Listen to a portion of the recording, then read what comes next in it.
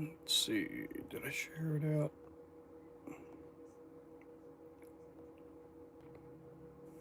Okay.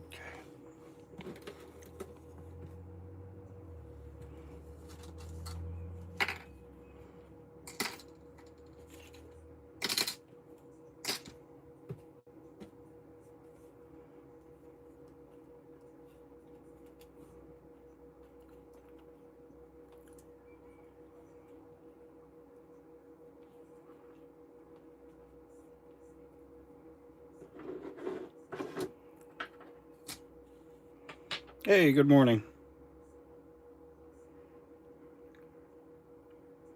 How's it going, Penfish King?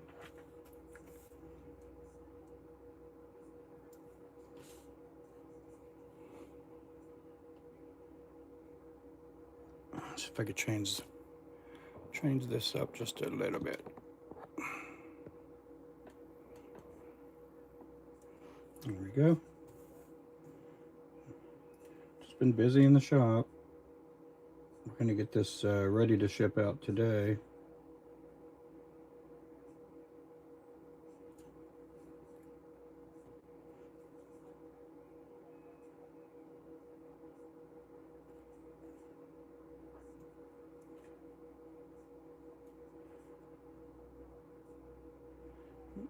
I've been busy this morning putting barcodes on packages, and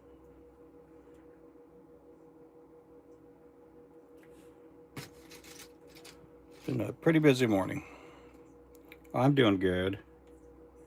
I'm doing good. That my bed was hugging me this morning. Don't leave. Don't leave, Ruben. Stay in bed with me.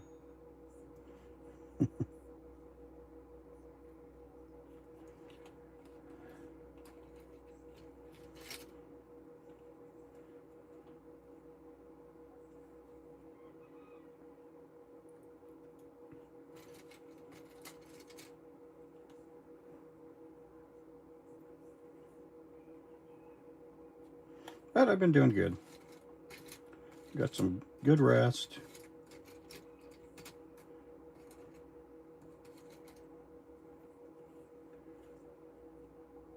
Ready to tackle the world today.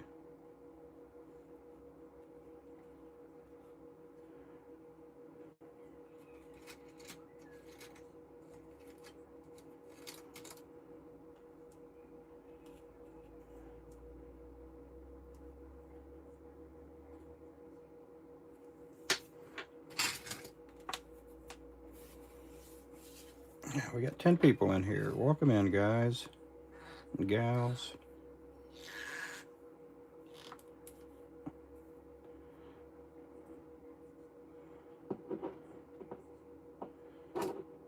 Uh-oh.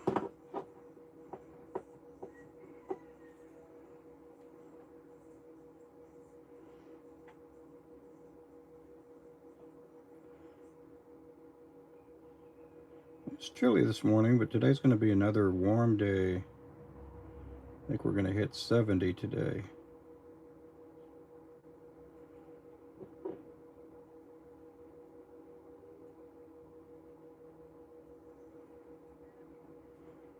And today it just feels like it's springtime.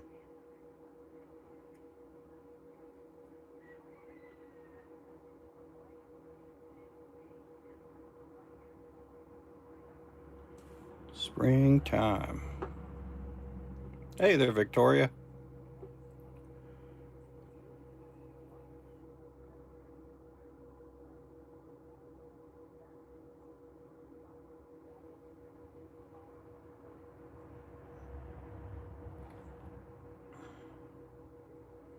Good morning.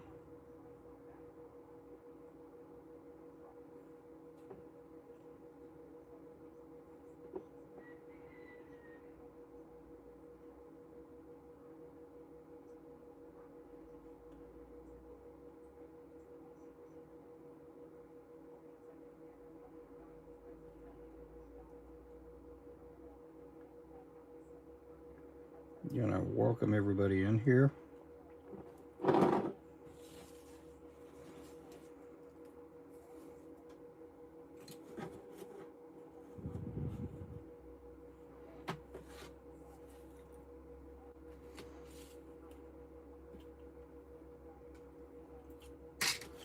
Well, today you guys are going to get to see me put the barcodes on the packages. I got all my packages preloaded, ready to go, or most of them.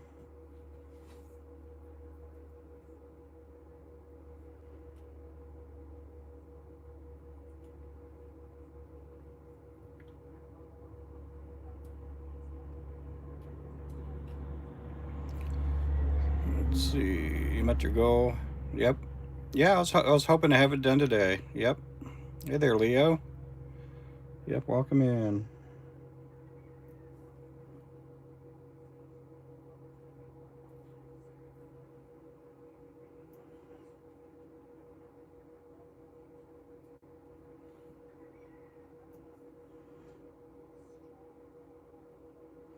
You gotta push hard and get these jigs done because they're not going to get done on their own.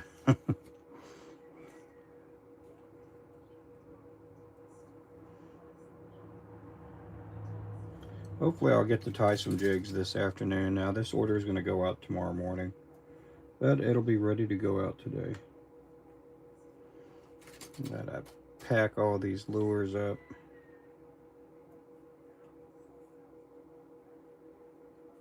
Put them in a box, weigh the box, and put a shipping label on it.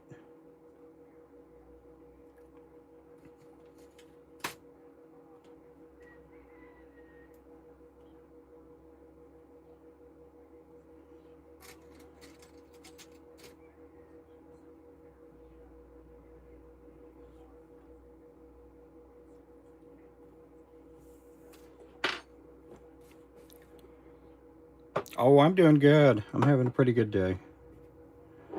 Nice and sunny.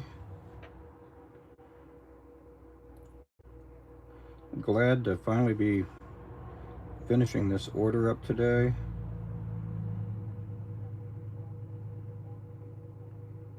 Yesterday at this time I was painting these jig heads right here.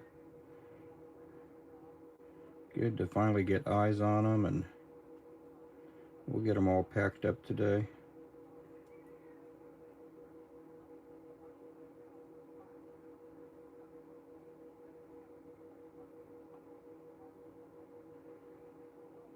Good to finally be done with these.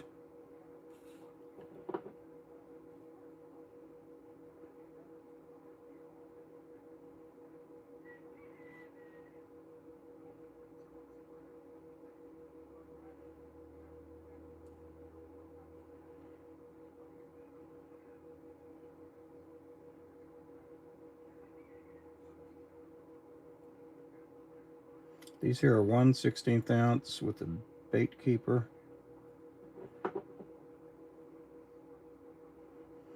And yes, I guess these are handcrafted lures.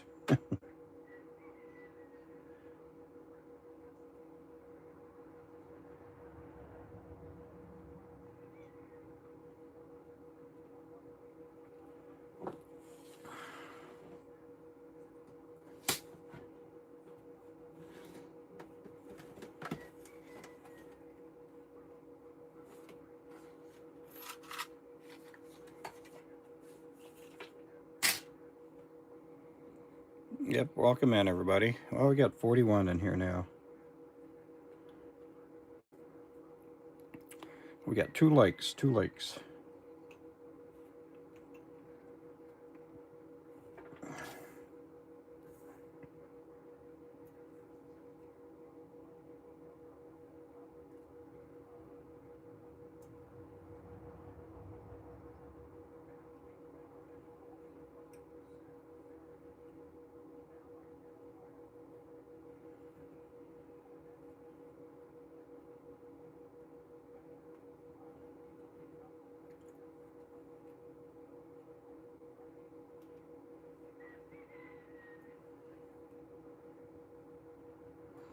I still got to do the mad shad and the pink heads after this color.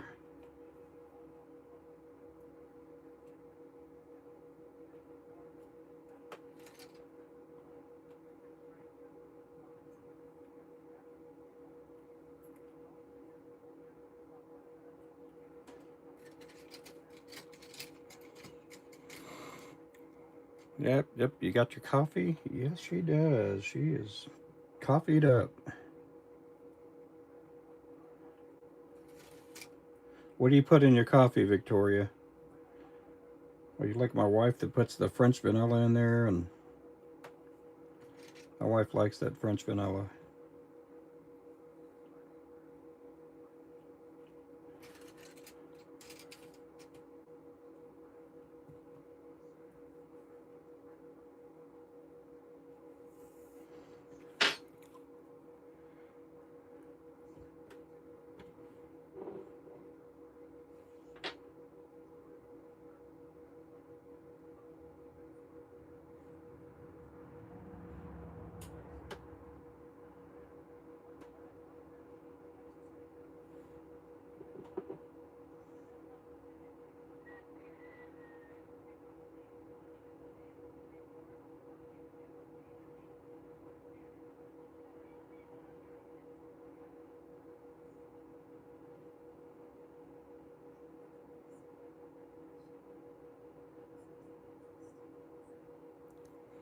Wide Awake Coffee, CD's Italian Sweet Cream. Ooh.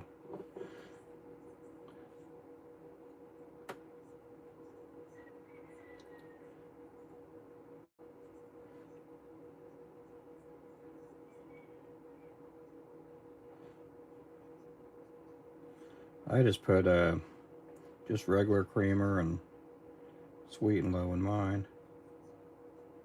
I used to, when I was younger, would put the French vanilla and all that stuff. All that foofy foo-foo in there.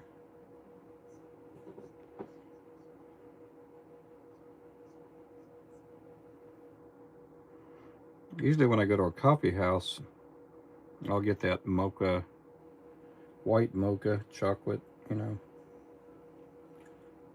I like that stuff. That stuff's okay.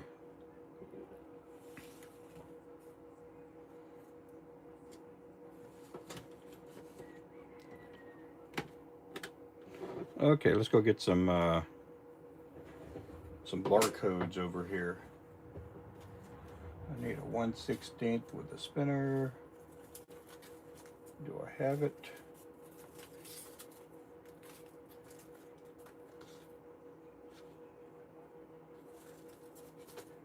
Huh. Let me go check.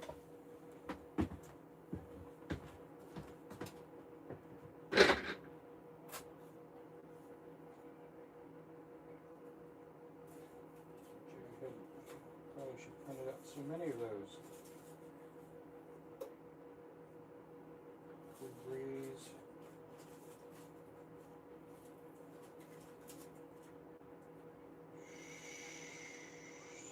Might work.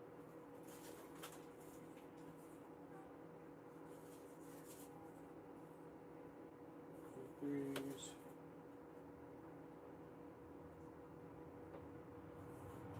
Huh.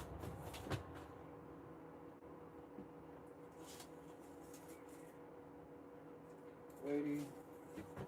I'm missing stickers. I am missing stickers. 1/8 chartreuse, 1/16 pink head, 1/16 mad shad, disco gold. That is no good. Huh. Well, I guess I can't put those packages on there. Okay, let's go ahead and put some spinners on here.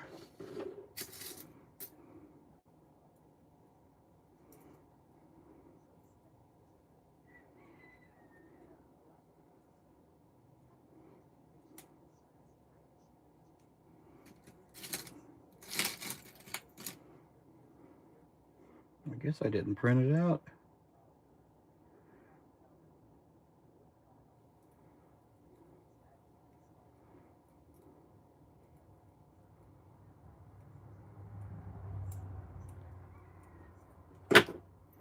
Yep, there we go.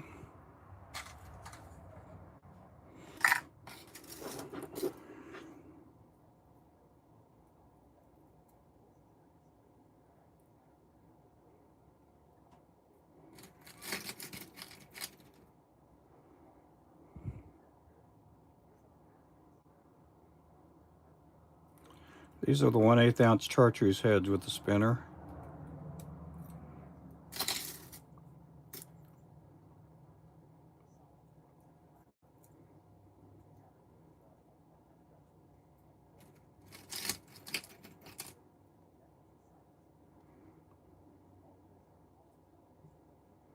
They do come in a 3-pack.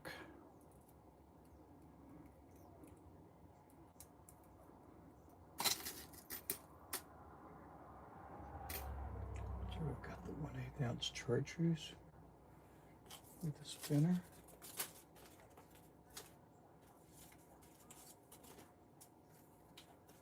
Huh.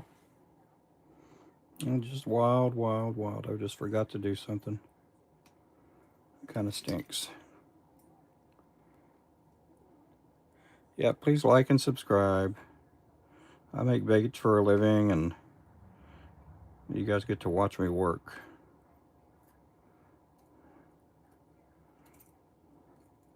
I'm hoping to tie lures later on, do some hand ties.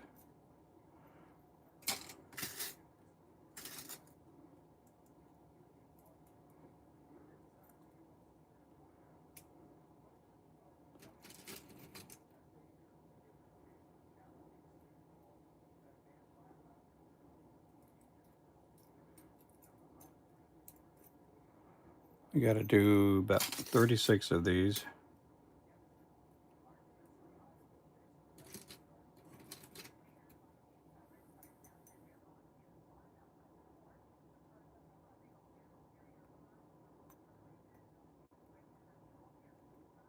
I did put some lotion on my hands last night. They were really dry.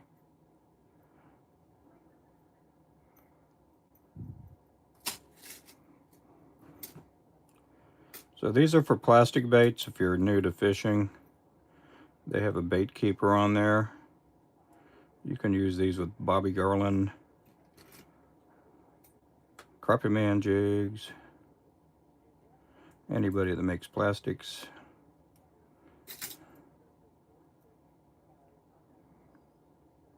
Cutthroat jigs.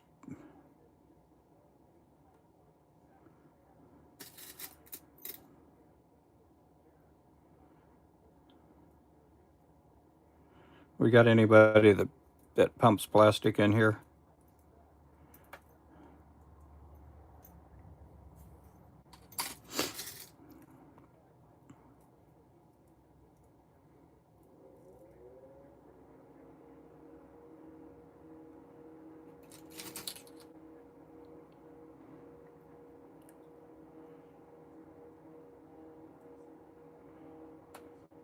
Hey, there you go. How you doing there, SGO?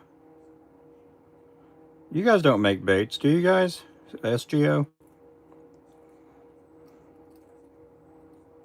I can't remember if you're a bait maker.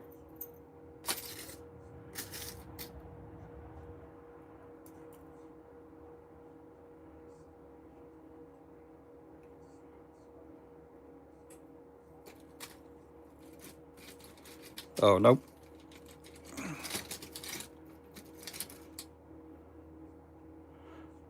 These are not on the website yet. The chartreuse, all the other colors we have.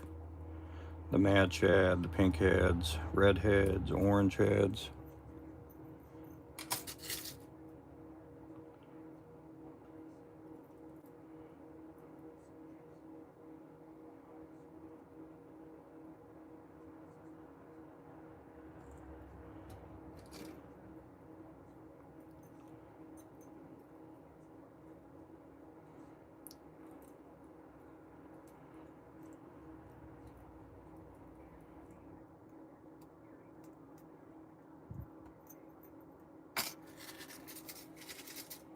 I'm a bait user though.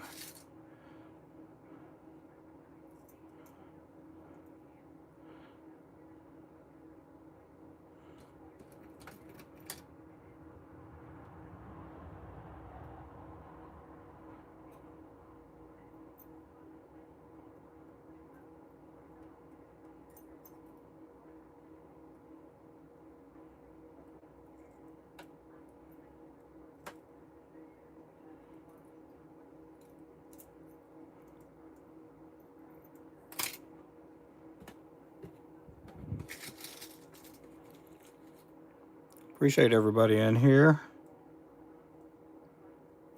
Hope everybody's having a fine and dandy day.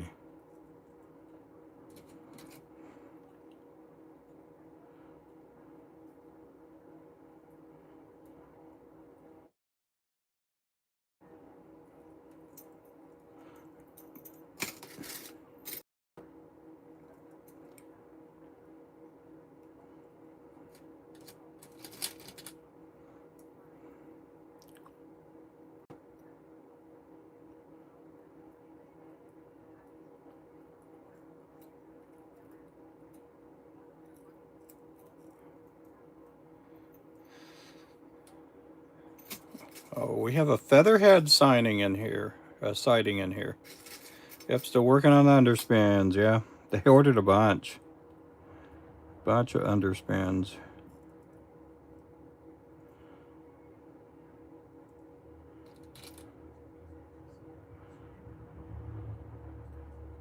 In fact, I have to order some more blades today. Order a bunch of blades.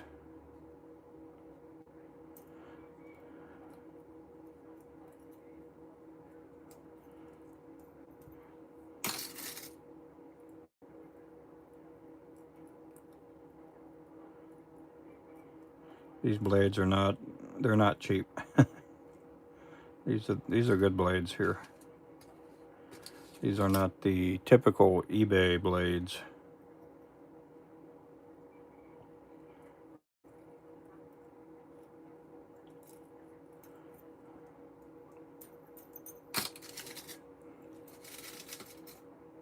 Yep, welcome in everybody. Thank you guys. Thank you guys.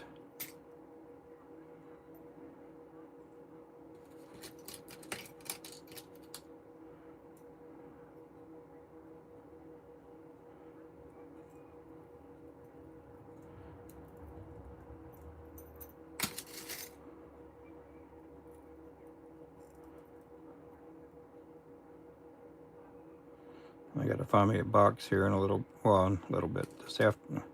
In a couple hours, I got to find me a box to put all these, to ship all these lures out.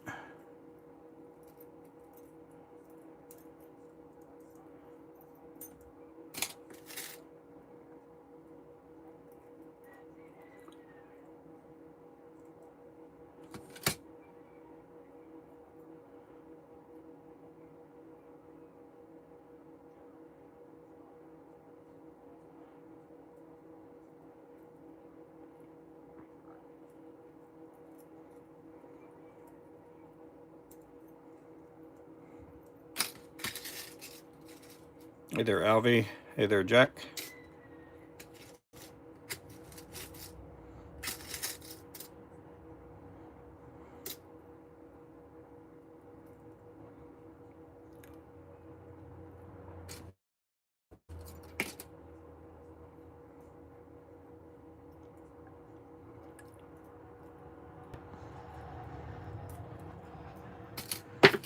Okay, let's get some of these out.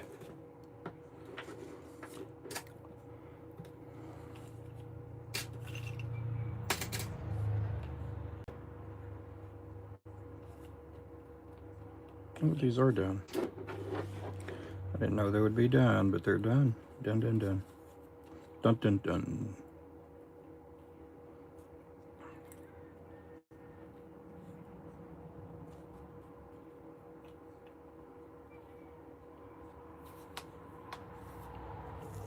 Yep.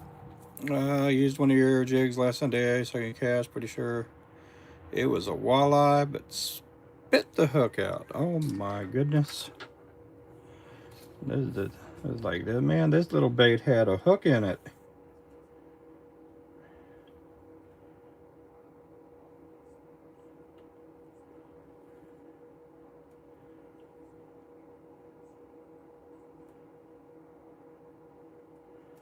That fishy was surprised.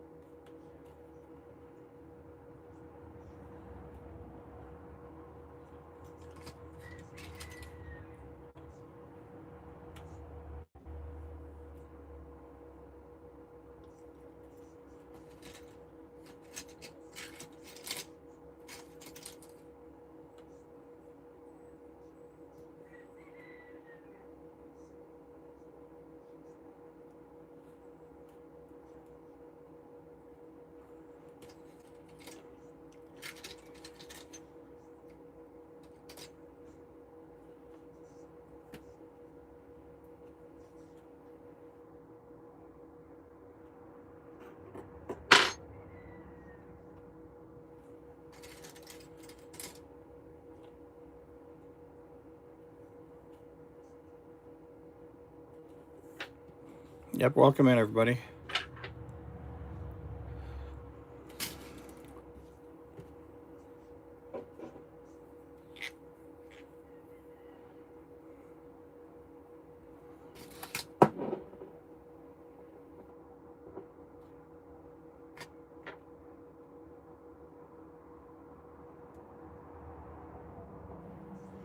The morning time, the UV resin's a little thick.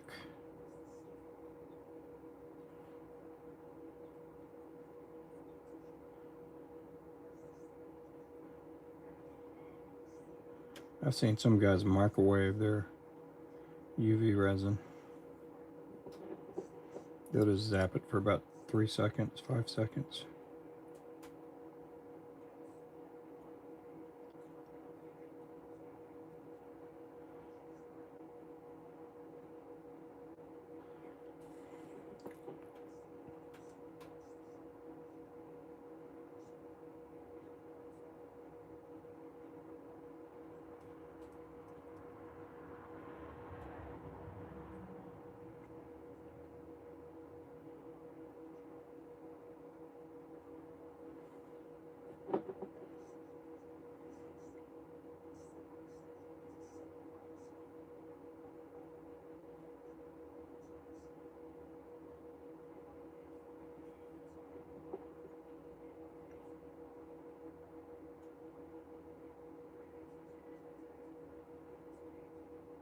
Kind of chilly in the shop this morning.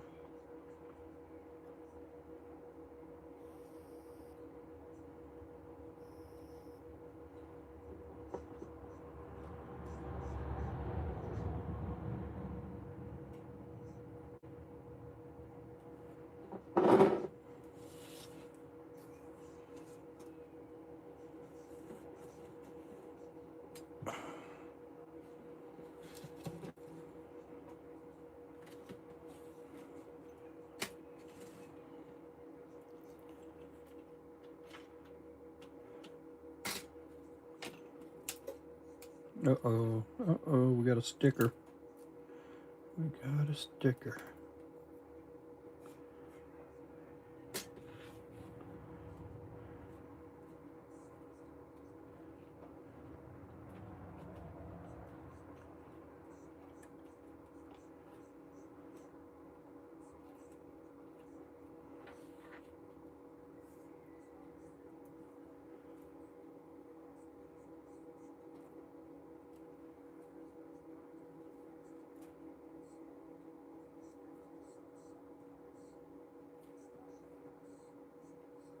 These here are 4mm eyes.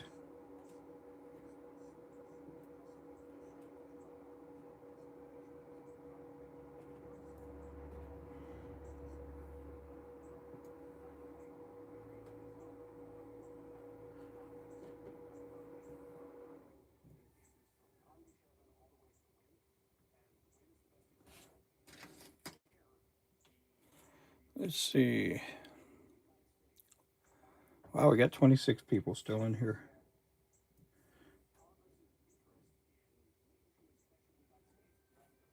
But hopefully I'll be done by noontime. I got 200 gray ghosts I got to tie up. That'll be sick of gray by tomorrow.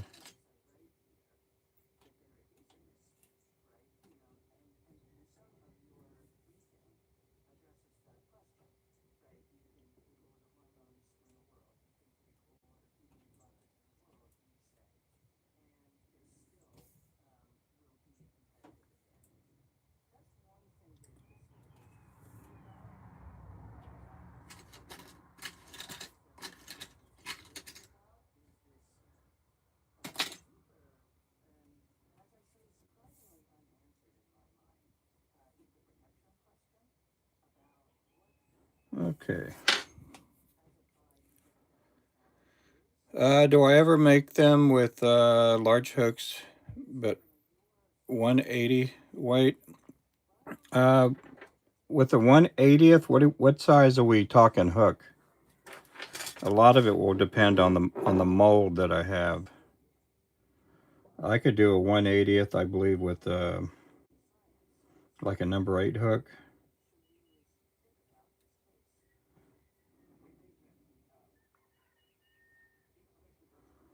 But normally I put a number 10 hook on a 180. I think I could do a number 6 hook with a 180. But a lot of it just depends on what hook will fit in the mold.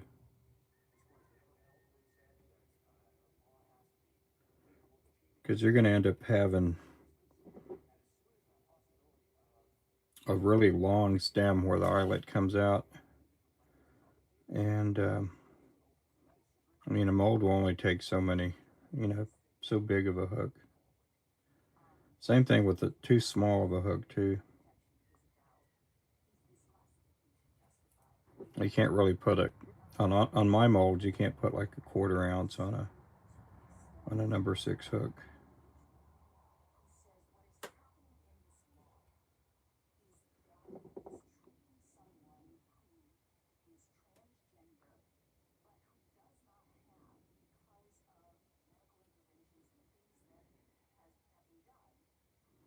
Let's see. Targeting walleye and northern pike, yeah. Yeah, I think I could do a number 6 with a 1/80th. I'm not sure. I'd have to go see if I could put that hook in the mold.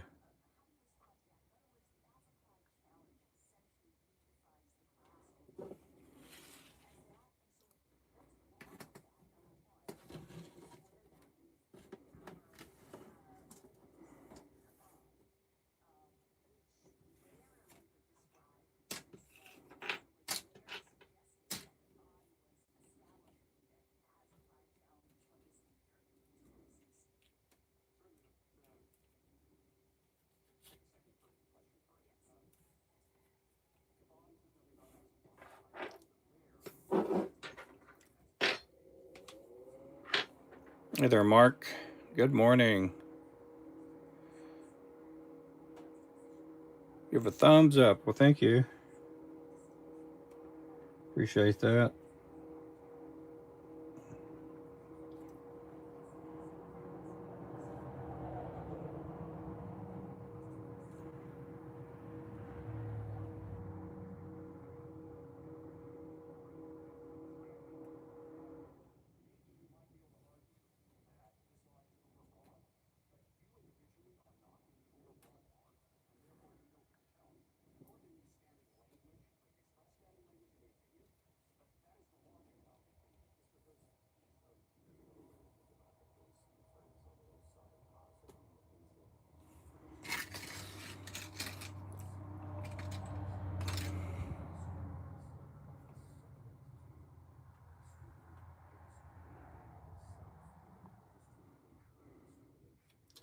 Yeah, these here are 1/16 ounce. You got a bait keeper.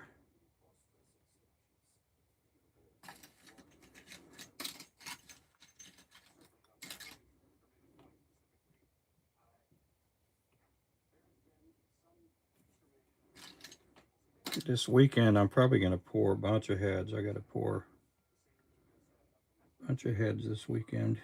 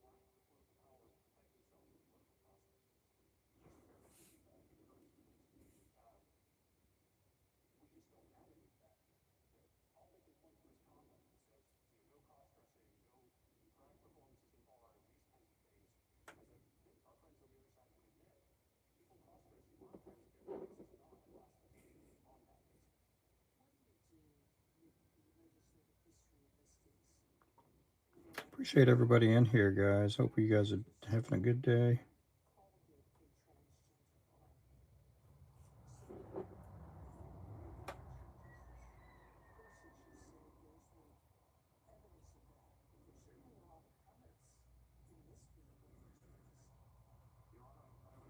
Okay.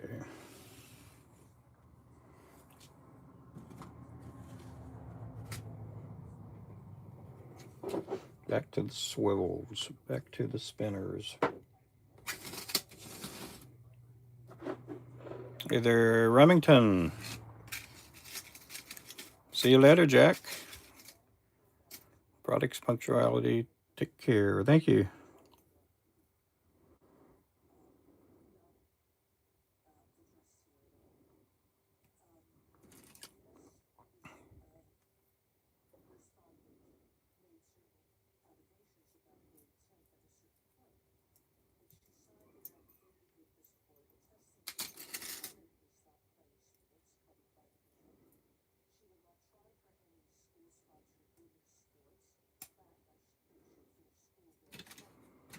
Welcome, man.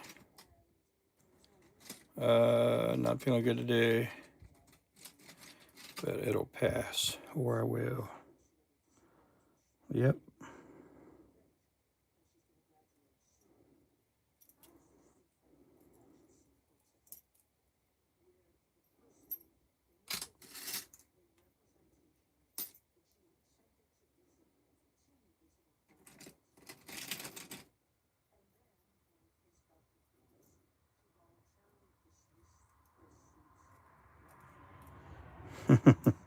Are you working today, or did you stay home?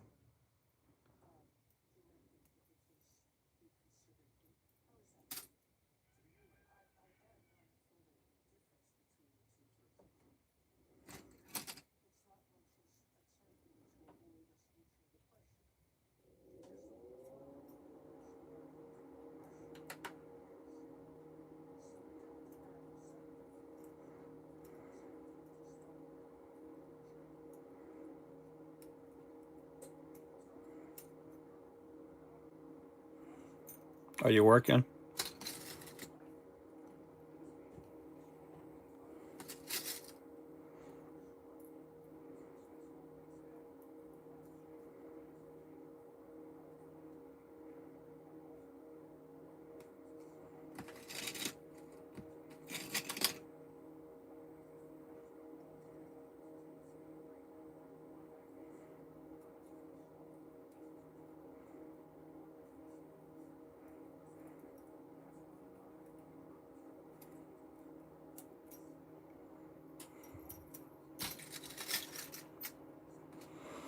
Hey there, Mr. Wayman. How are you doing today?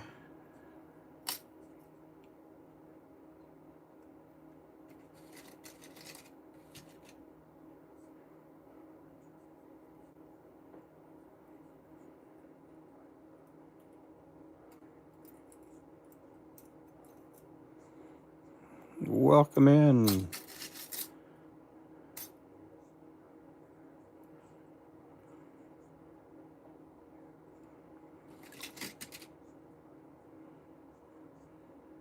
No fishing today? No fishing?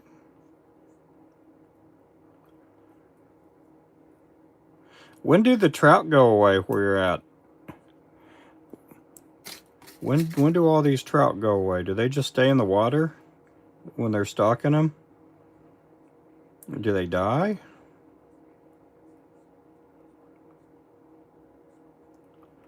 I didn't know if your waters could sustain trout.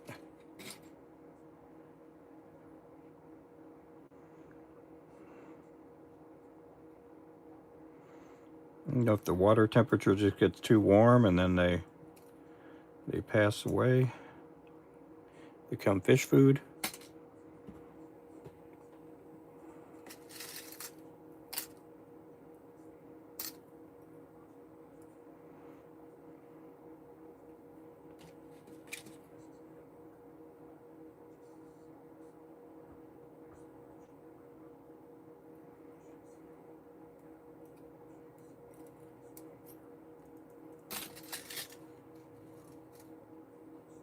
Oh, they die? Yeah.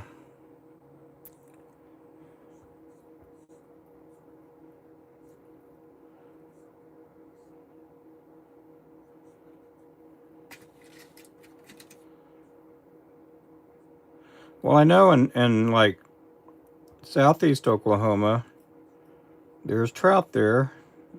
Like, I just thought that was too far south. I didn't think the trout would survive there and thrive, but I guess they do.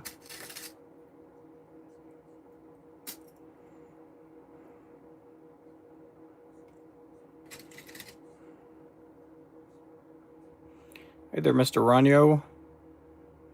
We were talking about your alligator catch last night. Somebody was asking what all of my jigs caught. So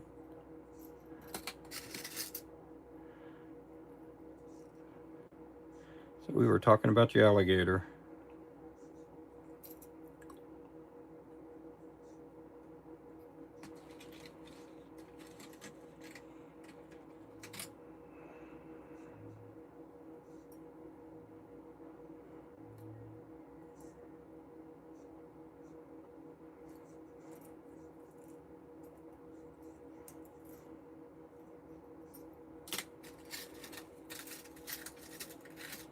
Summertime bluegill shellcracker beds.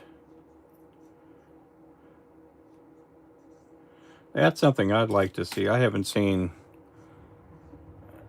And growing up in Texas, there were some spots we would go to, like, and I do remember the perch having these beds.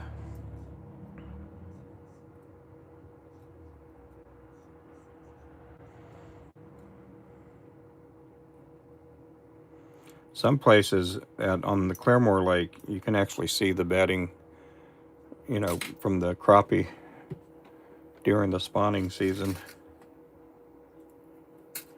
in the shallows.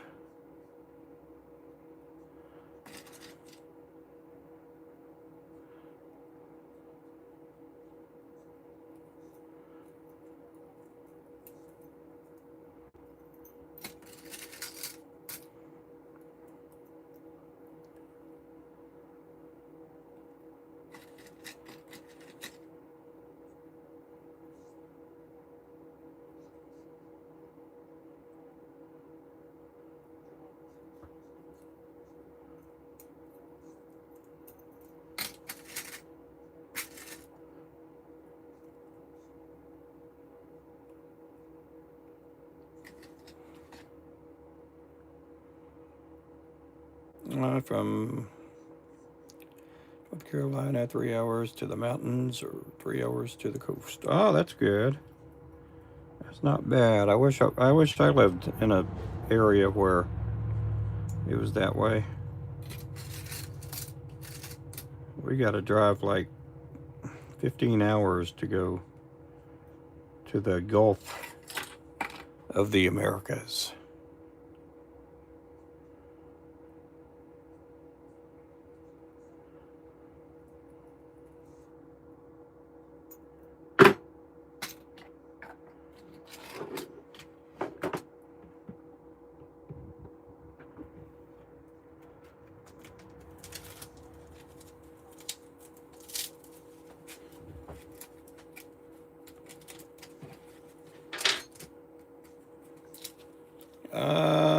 That's for Ranyo. Wishing you good luck. Thank you so much.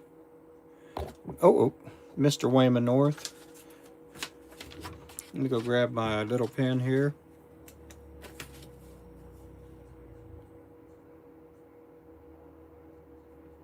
Ranyo. Today's what, Tuesday? Let me go grab something over here, guys. I'll be right back.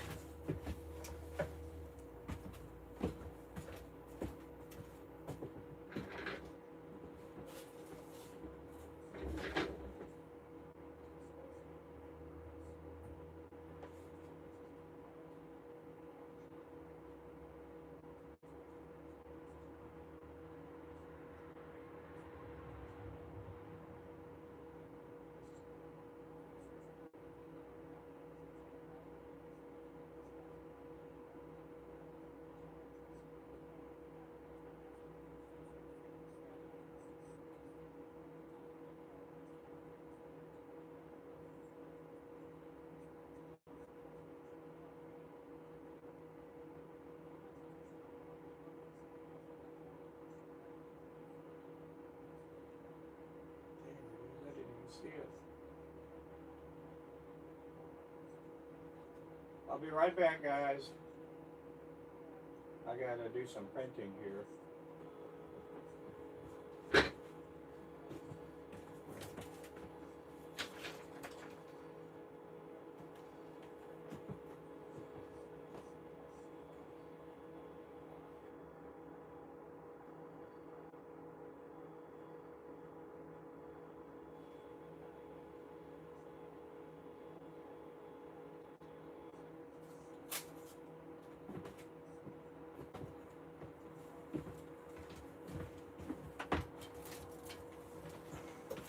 There we go.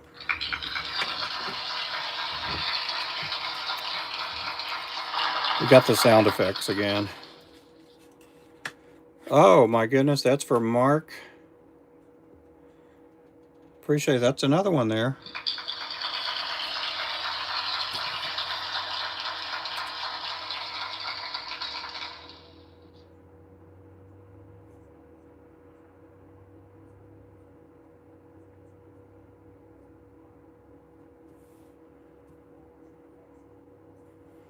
Appreciate that. Thank you. Thank you. Muchos gracias.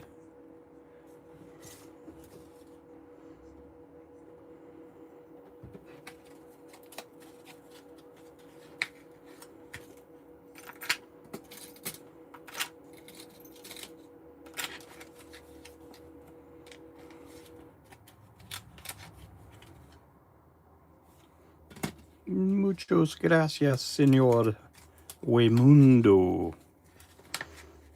Would call him Señor Wemundo.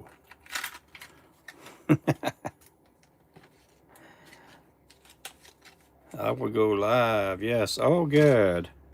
You guys make sure to pick up Mr. Ranyo. Señor Ranyo.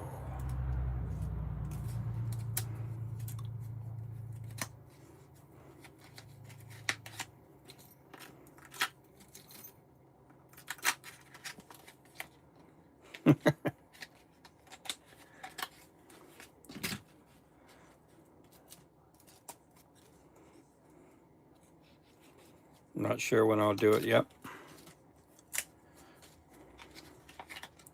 We got to work on your connectivity.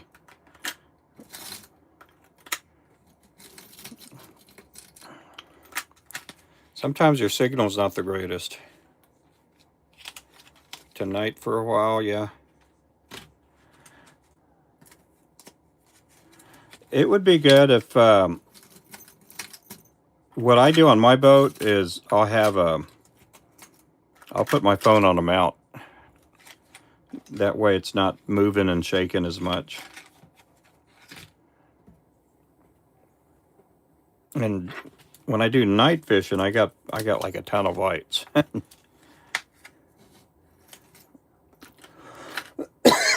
That's what I can't wait to do, is get out and do some fishing again.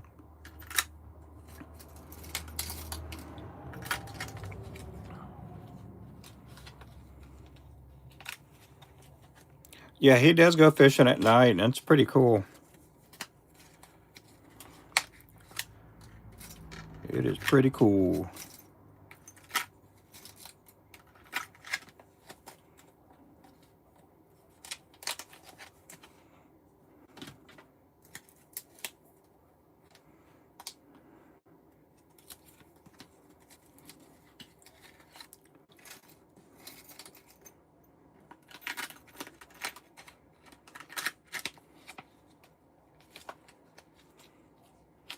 Need to do that.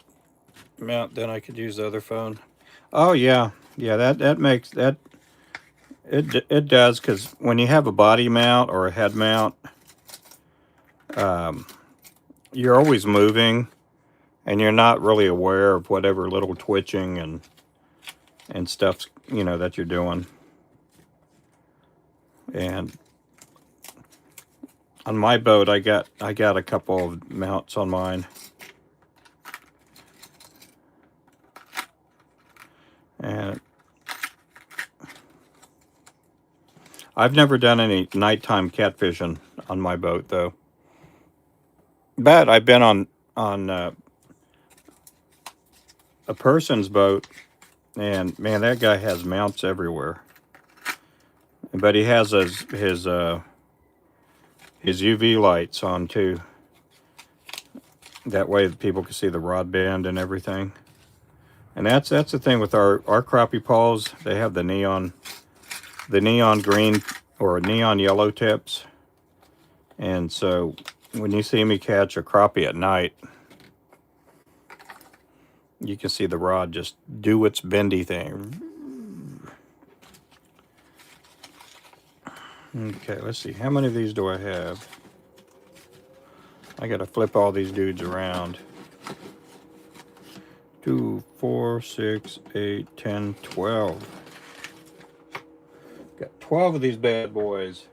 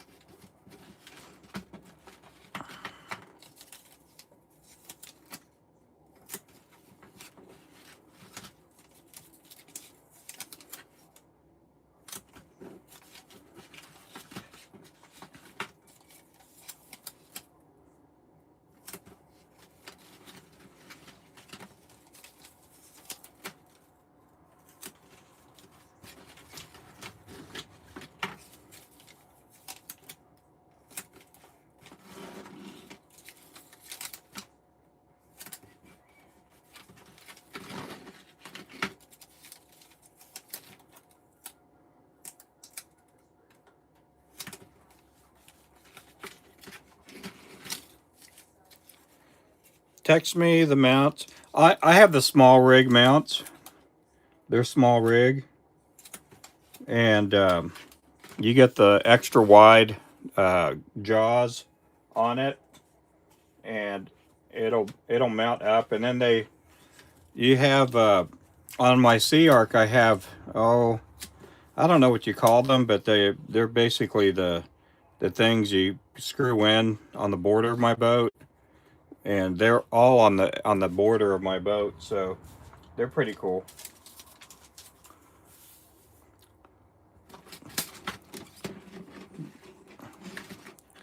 But you can, and I don't know what they're called. It's a thing that you screw in and they slide all across the border of your boat.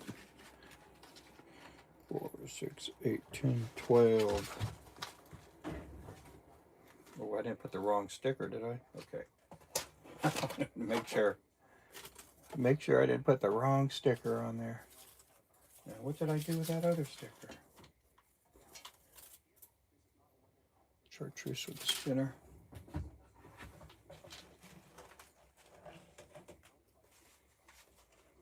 Two, 4, 6, 8, 10, 12.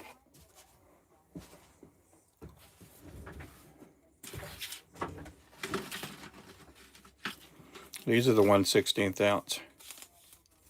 Yeah, it's a small rig mount. Yeah, they work really good. They're really, you can position them however you want, and they stay in place.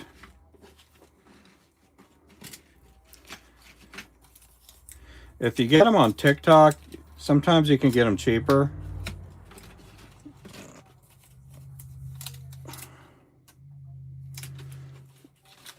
And sometimes they'll have these clearance sales, or what they call flash sale or fire sale.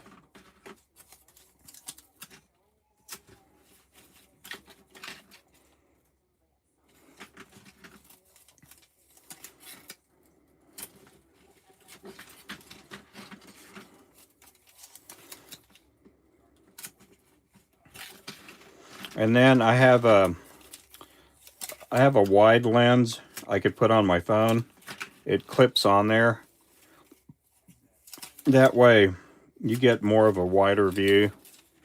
and you don't have to scoot the phone super far back.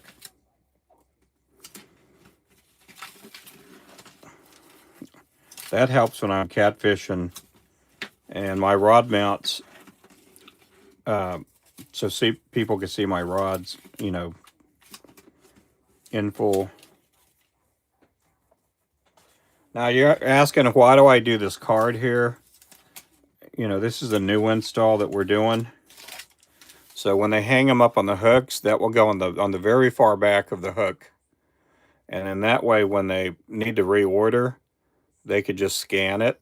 They could, if we're completely out, that of that certain style or size, they could see what's missing, what they need to reorder.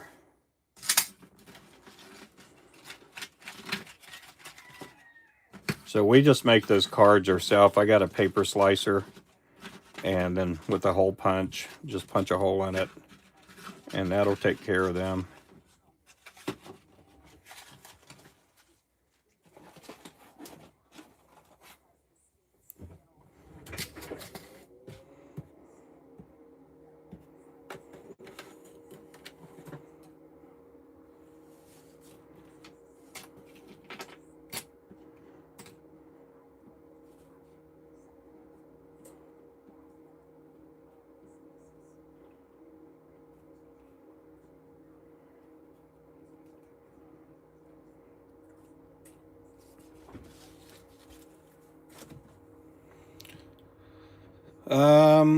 Do I still? Yeah, I do it vertical. Uh-huh.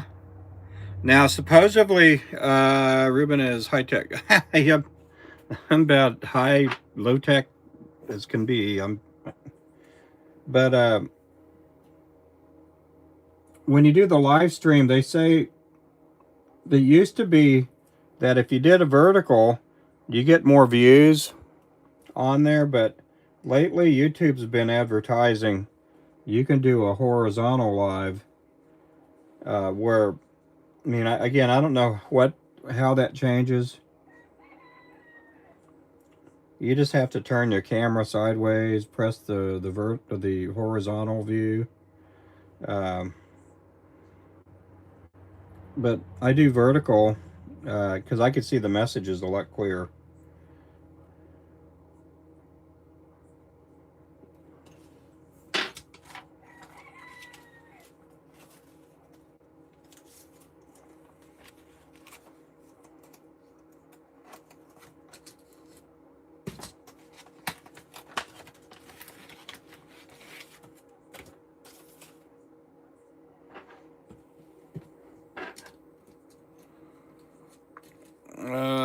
YouTube's algorithm pushes different stuff on different days.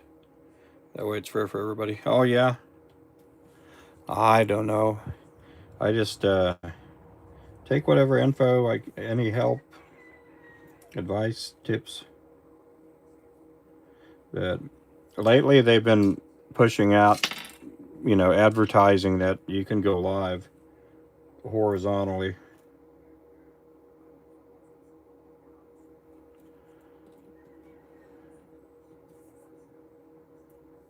I wish the algorithm push was equal for everybody, but people have different content, and a lot of times people do bad stuff on their live streams too, and I can kind of see why they need to put the tight squeeze on certain people. If they didn't, it would be very chaotic. But a lot of times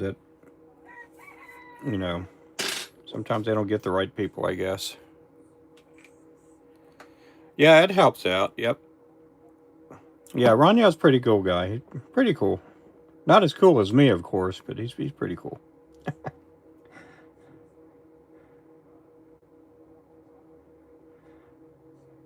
No, I've seen Ranyo fish. He does really good. He catches a lot. He's catching a lot of fish.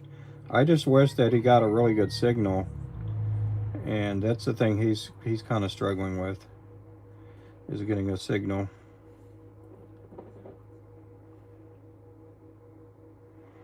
I have an app on my phone that, oh, it's supposed to give you a better connection to whatever tower is nearby. Now, when you do go live, and I don't know if you're still in here, Ron, turn off your Wi-Fi signal. If you turn off your Wi-Fi signal, you're going to go strictly off your data. If you have your Wi-Fi on, your what's going to happen is it's going to bounce around, trying to pick up the nearest Wi-Fi signal.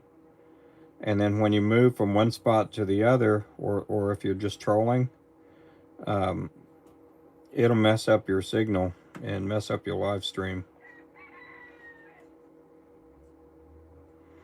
I learned that a long time ago. You know, you eat up a lot of your data, but we pay for unlimited data, and so it doesn't affect me the way it would somebody else.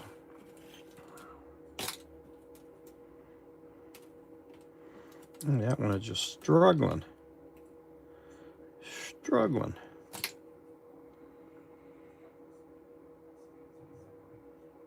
Oh yeah, yeah. I mean, and yeah, and anybody out there that's new to live streaming and they're outdoors, you got to turn your Wi-Fi off.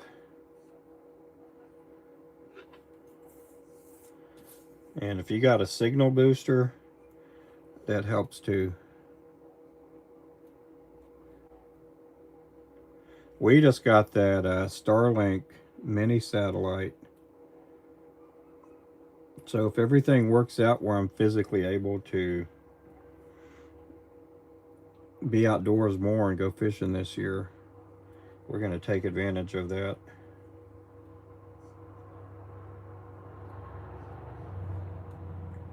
Because there's some spots where they call them these coal strips, where they used to mine for gold, not gold, but coal. And I could run my boat up into those little channels, but my signal's horrible when I do that.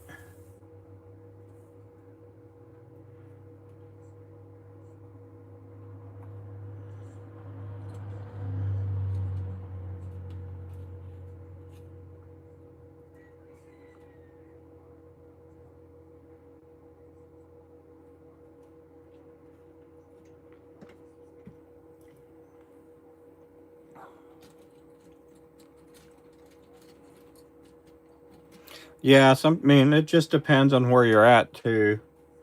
It depends where the towers are at.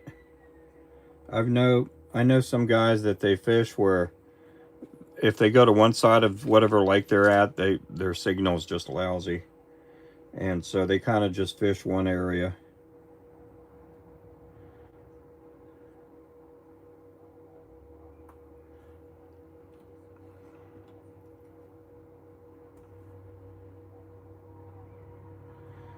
When I got to fish on the Potomac a couple years back, man, the signal was good everywhere we went on the river.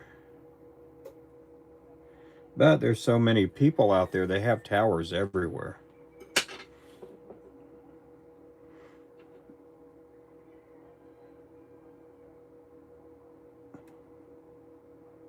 And Potomac is a big river too. It's a pretty nice sized river. Yeah, we went out for like 2.5, 3 hours and caught like 30 catfish.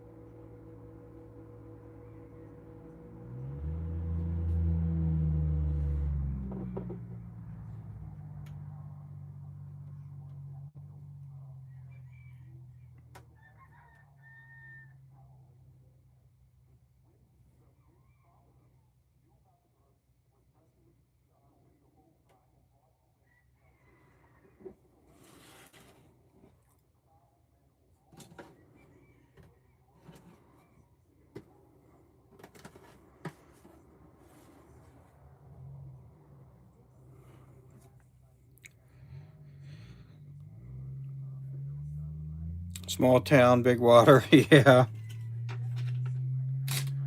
I love our lake on Oologod. It is a really good lake. I just don't go traveling to these other lakes and stuff, and unless I got a friend that lives in a different area. I mean, I'm happy fishing Oologah Lake. If I never get to fish another lake or river ever again, I'm really content with the lake I have. My thing is crappie, catfish, and white bass. I love fishing for them.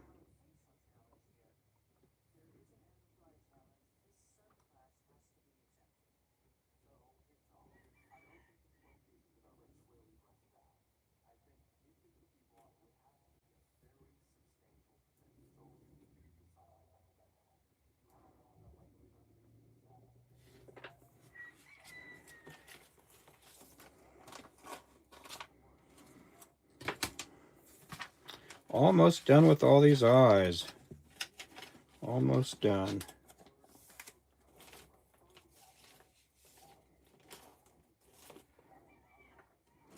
I just have the pink heads and the mad shads to do.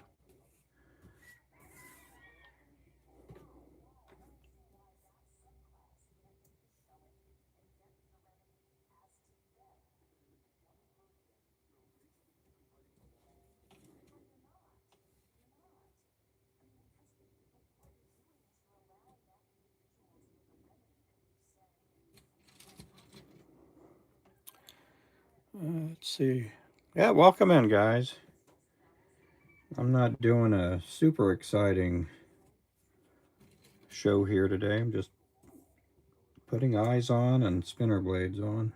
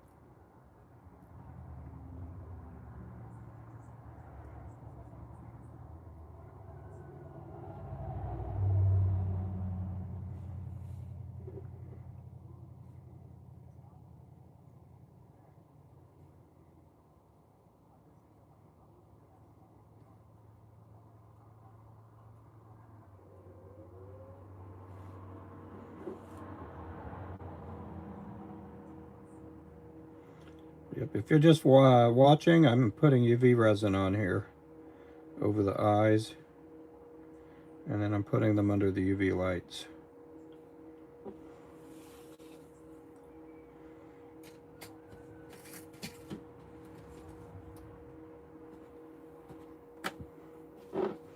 Okay, we're going to go back to swivels. We're going to do the gold blades.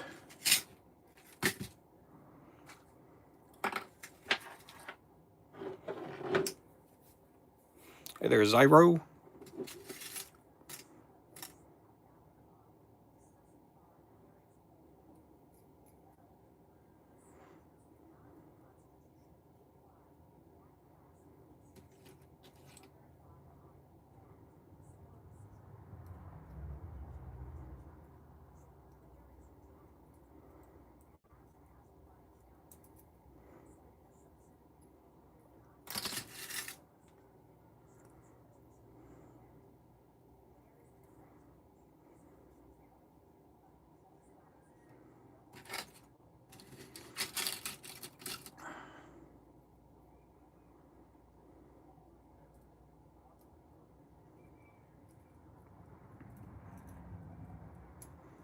These are underspans, 1/8 ounce. I'm doing good. I'm doing good. Just busy with these tackle store orders.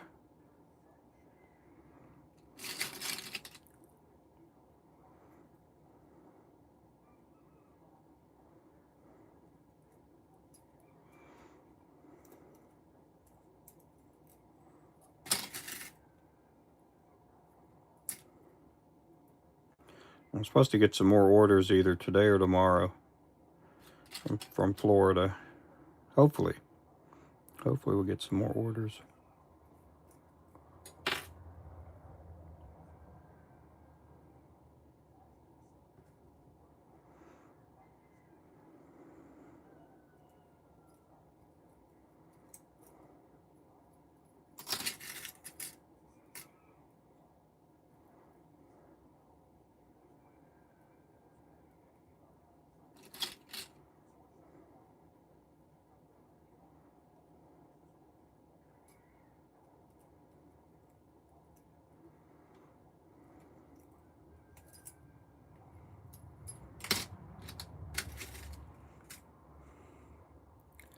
Just putting spinner blades on. Spinner blades, spinner blades.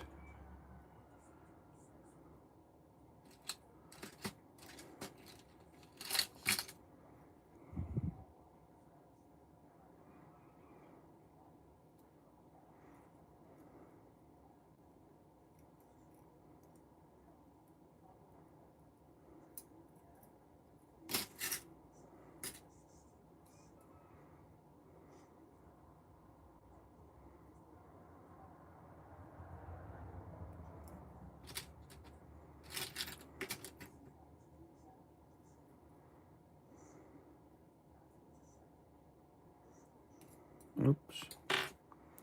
Oops, oops, oops.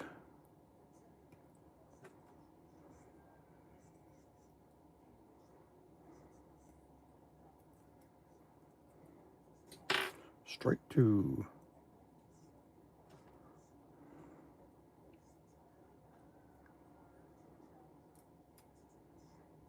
I'll tell you, part of the problem is that the eyelet has a little bit of powder coat in it. There we go. That's probably the biggest problem with that. If people like Ruben that makes these, it is. It's tedious. I don't make as much as I probably should make on these, but we gave them a good deal and they're selling a bunch. So in the long run, I make money.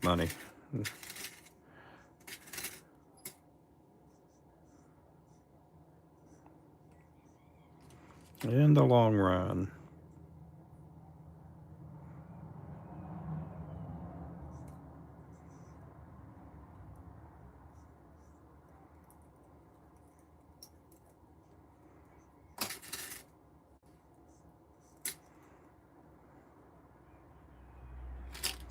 It is hard. We've had people go, why don't you have employees? It's hard to have employees. It's hard to train them. It's hard to pay them, a decent wage. And especially when they're not like producing. And there's that learning curve that's there. And then you bring somebody on, they may be the nicest person in the world, but they're just really slow at what they do.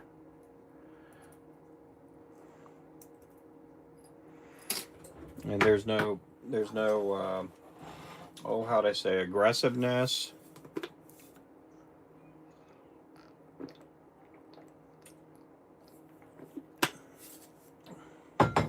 To what they do.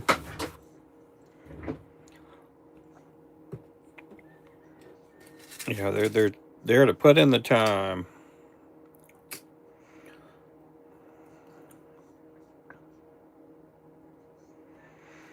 And then if you pay someone to do it by the piece, say we're going to pay, somebody, I don't know, let's just say a quarter. We're going to give you a quarter for everyone that you do like this. And then they're going so fast through it, they don't do a good job. You know, so it does take a lot of love and care when you do these.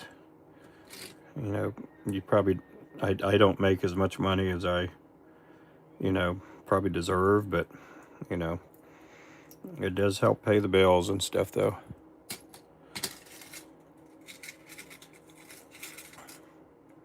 Yeah.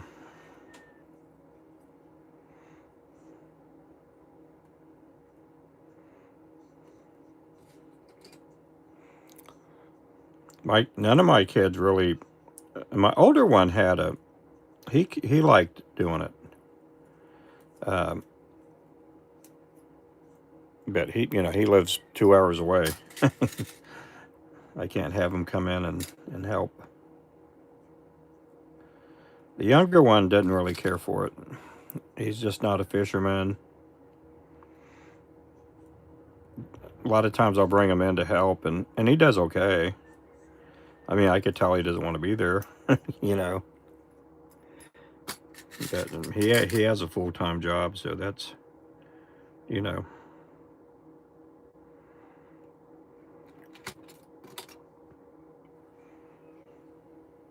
My mother-in-law used to do put the split rings on the blades like these, but she's up there in years, and I don't want to. And she just had what you call the carpal tunnel surgery. I don't want to give her carpal tunnel again.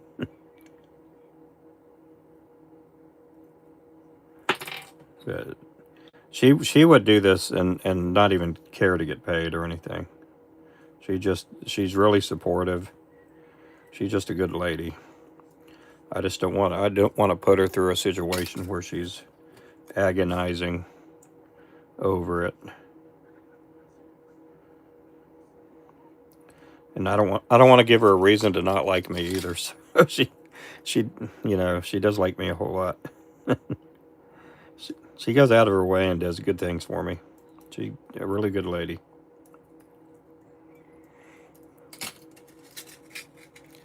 Hey there, Josh. Hello, hello.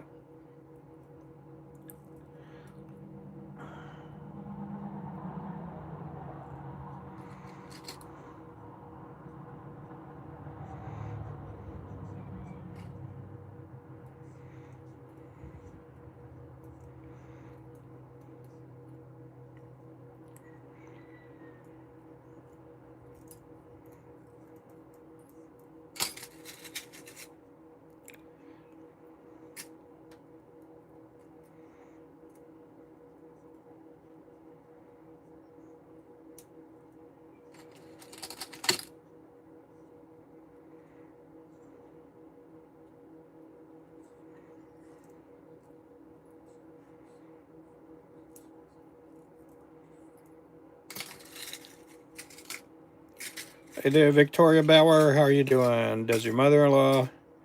No, she doesn't watch the videos. She just didn't get into that. I don't really have, other than my wife popping in from time to time, I just don't have a lot of family viewing support.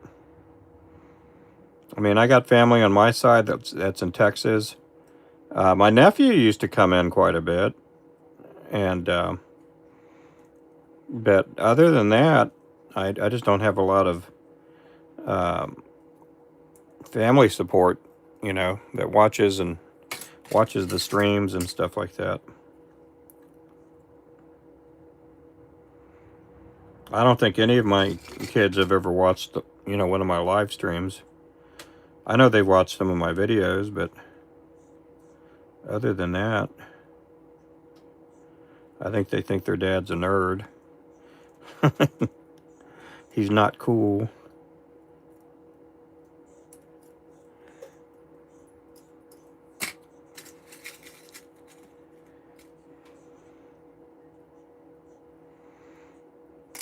My older son, him and my daughter-in-law, they've had the opportunity to go and help out with the tackle show. We took them to Branson, Missouri, a few years back for the Crappie Expo, and they they know, they know we have some notoriety, I guess, with people using our lures and all that.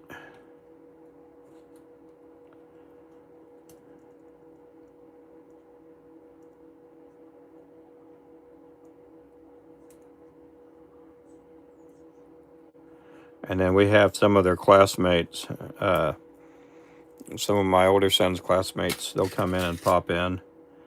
Even my younger son's classmates, they'll pop in the live stream from time to time. So anytime you hear the word coach, Coach Ruben, it's because I used to coach their little league baseball team. Or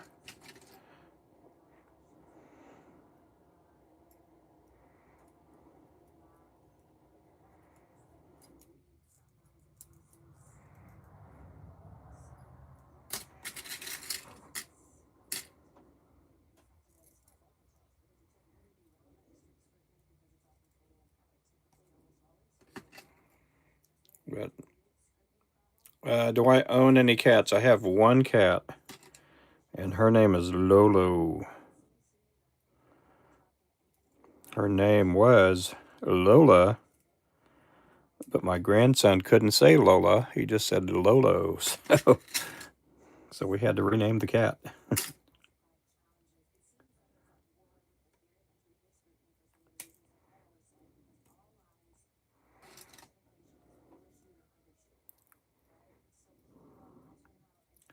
She was a baby making machine. We got her fixed recently. Some of the neighbors' cats kept coming over and having these romantic rendezvous with Lolo. You make it look effortless. Oh, thank you. I appreciate that. Let's see, Josh. I have 8 cats. Oh my goodness. You the old cat guy?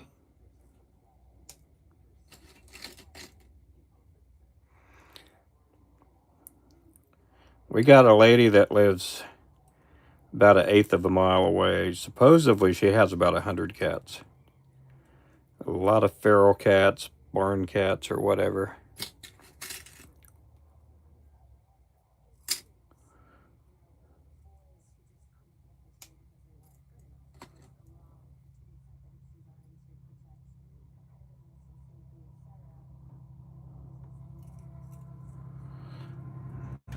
I'm putting these on a lot faster this time of day. Yesterday evening, my hands were worn out. Making cats with my male cat. Yeah, they'll do that. They will do that.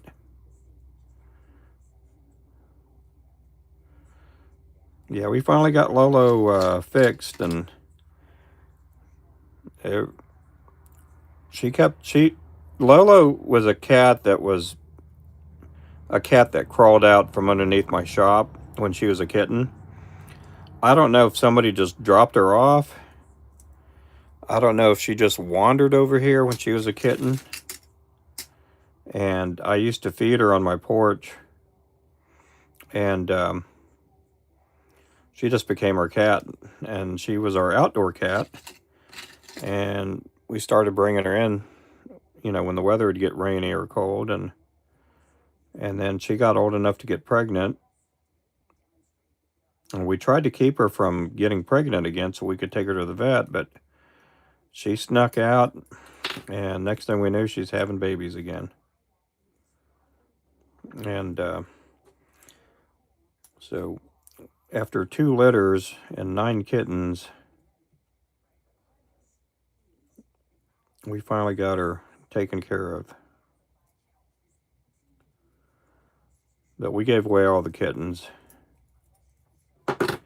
We gave them away really. She's a pretty cat. She's like a brown tabby or orange tabby.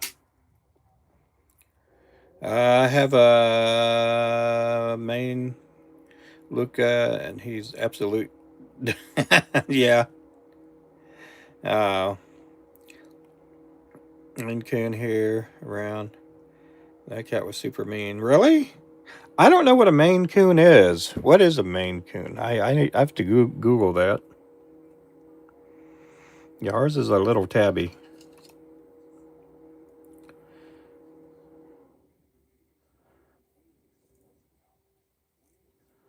She's a pretty cat. She used to be really feisty and scratch and bite, and now she's kind of tamed up.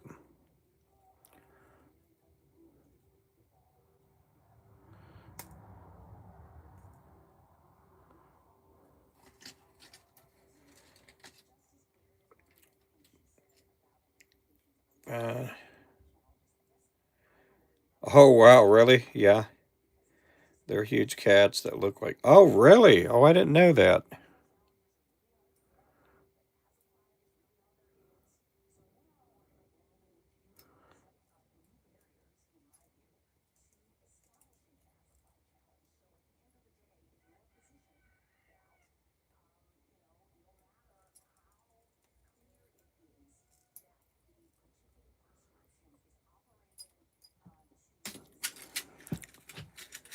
Big cats. Oh wow, I didn't know that. Tabby and calico. I don't know. That's why how you spell. Oh, I don't know. I don't know how you spell it. I know what you're saying though.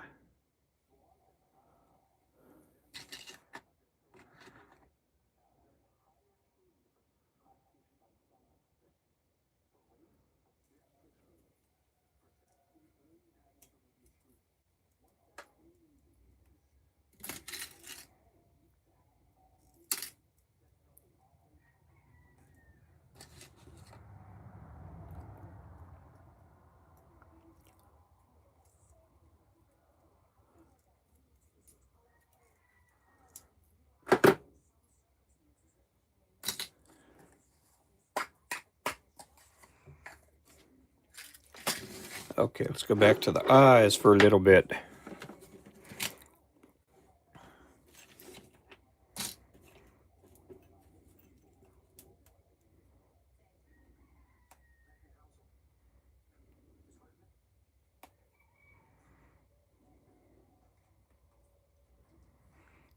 Okay.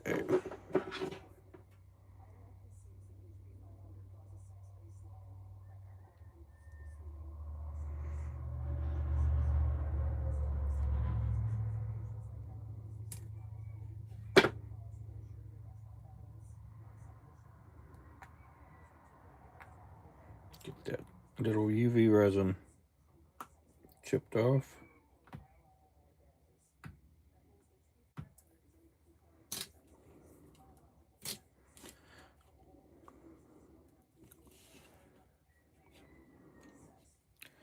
Let's see, mine weighs. Oh wow, that's a big old cat, like a gray Garfield. Yeah, they getting in a big one parent. Oh yeah. How long does it take to prepare for an expo? To prepare, are you talking just the setup, the skeleton frame before you put product on it? It may take a couple hours. You know, get the tables up, get the gondolas, um, you know, stood up, and get all the what you call the hooks attached to it. But if I'm preparing for a tackle show, I want to make sure I have a lot of product I can take. Like, and it's hard to do with the hand tied business because it takes time to make the lures. You know, we have our own brand of fishing line and rods and all that, so that's no, you know, it's just one of them things where you don't have. I'm not spending time to make rods and fishing line, but it doesn't take that long. Some of the booths will range anywhere from the ones that we go to. They'll range anywhere from $500 to $3,000 for a booth. We don't spend the the $3,000 on a booth. Uh, we'll spend. I think the most we've ever spent on a booth is like $2,000. That was like the Crappie Expo. That was expensive. And then when you do an expo, you have to pay for an Airbnb or a hotel. You know, you got to pay for food, gas. So they do take up a lot of money, and they do help out a little bit. Some of these tackle shows, you get more exposure. You get to, you know, meet and greet with customers that have been customers for a long time. That's the part I get the most satisfaction, other than the money. That, you know, other than the money, that's where I get a lot of my satisfaction. No, I've never done a show in Kentucky, but we did a crappie expo um, that was in Branson, Missouri, and that was the Mr. Crappie Expo there.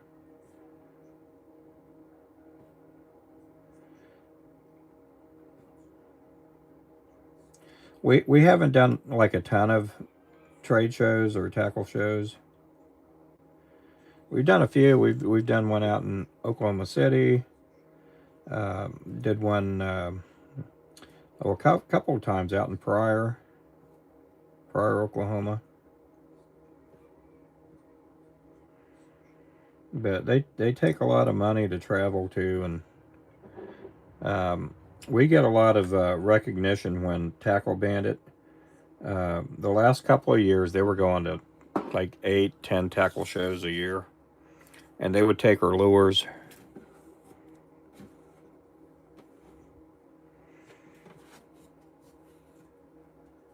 And that gave us a lot of, you know, exposure and recognition.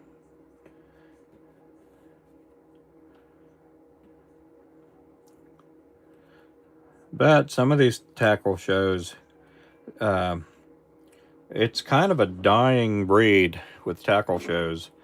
Uh, it's good for the people to visit, you know, the customer and people to go. It's something for them to do. But some of these tackle shows, the people having the booth selling their product, sometimes they don't make money. You know, you know, there's been a tackle show that we've done, you know, a while back that we just broke even. We didn't make, you know, we didn't make a profit.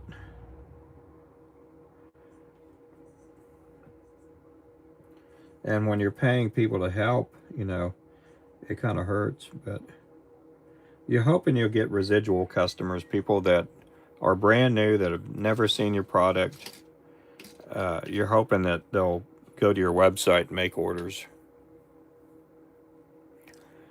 But I've been to tackle shows where you had some of these people that were, you know, they're in their 60s, 70s.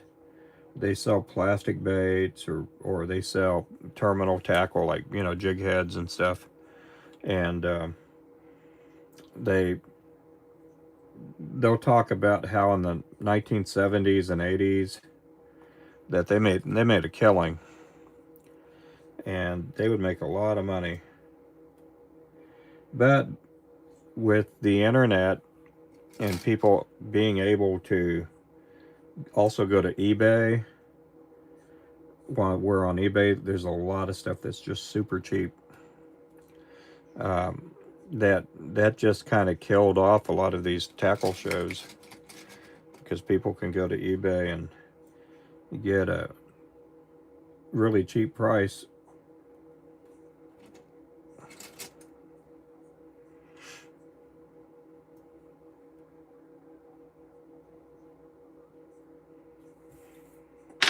Let's see.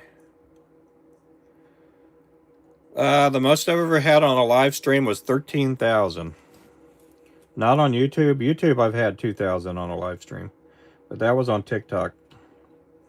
Had 13,000 people one time, and then I've had, I think, maybe 10,000 people like 2 or 3 times.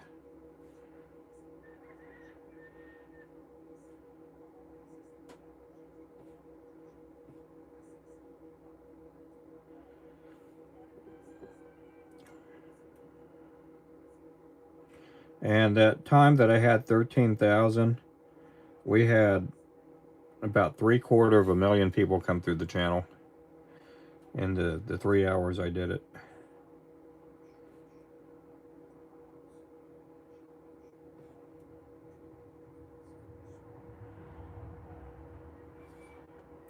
And I was pouring jig heads that morning. Pouring a bunch of jig heads.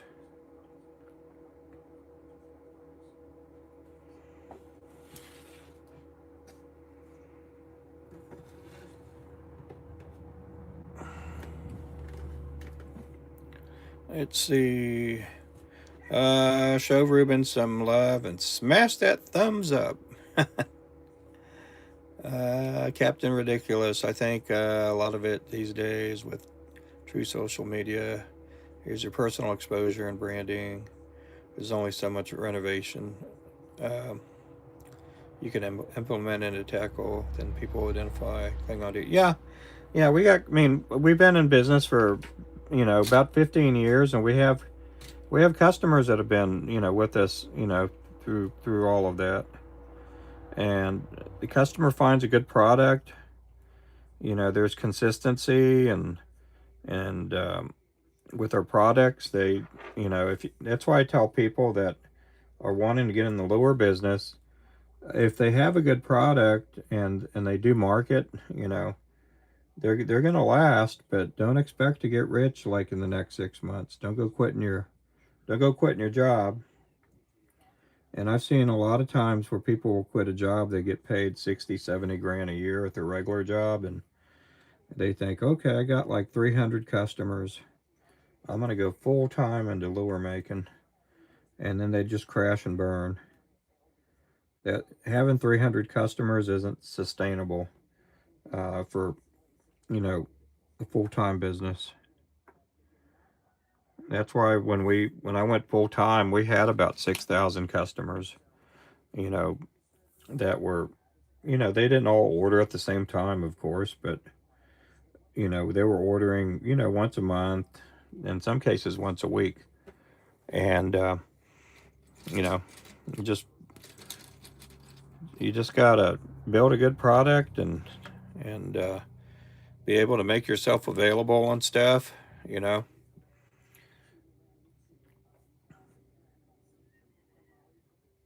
There's not a whole lot of innovation when it comes to lure making. A good example is the wedge tails. I was making wedge tails 10 years ago, and they just come and go. And some people like them, some people don't. Some people try them, and but also glow in the dark is a thing too. That there'll be times that glow in the dark lures people will want to fish with them, and it's the biggest thing on earth, guys. And then then that phase goes away.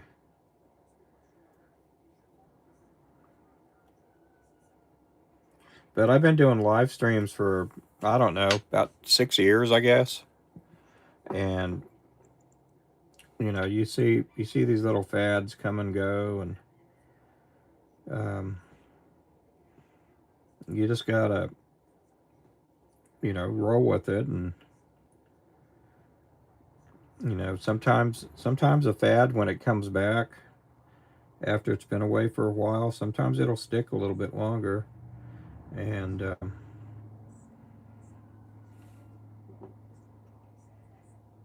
lot of times people want the new age chenille bodies and stuff, and but what sells the most is just like our shiner jig, the habanero jig. It's just a simple jig, and there's no new age material involved. um, it's just a lure that works. A lot of people like it, they keep buying it.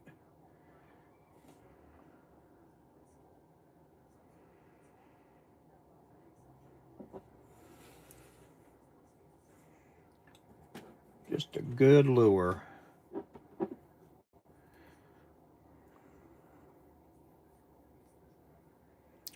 I'm waiting to get enough subs to start live streaming. Yep. Hey, Mr. Ruben, hadn't seen you since last year. Oh my goodness. Well, welcome back. Welcome back. Okay, let's get some of these packed up here.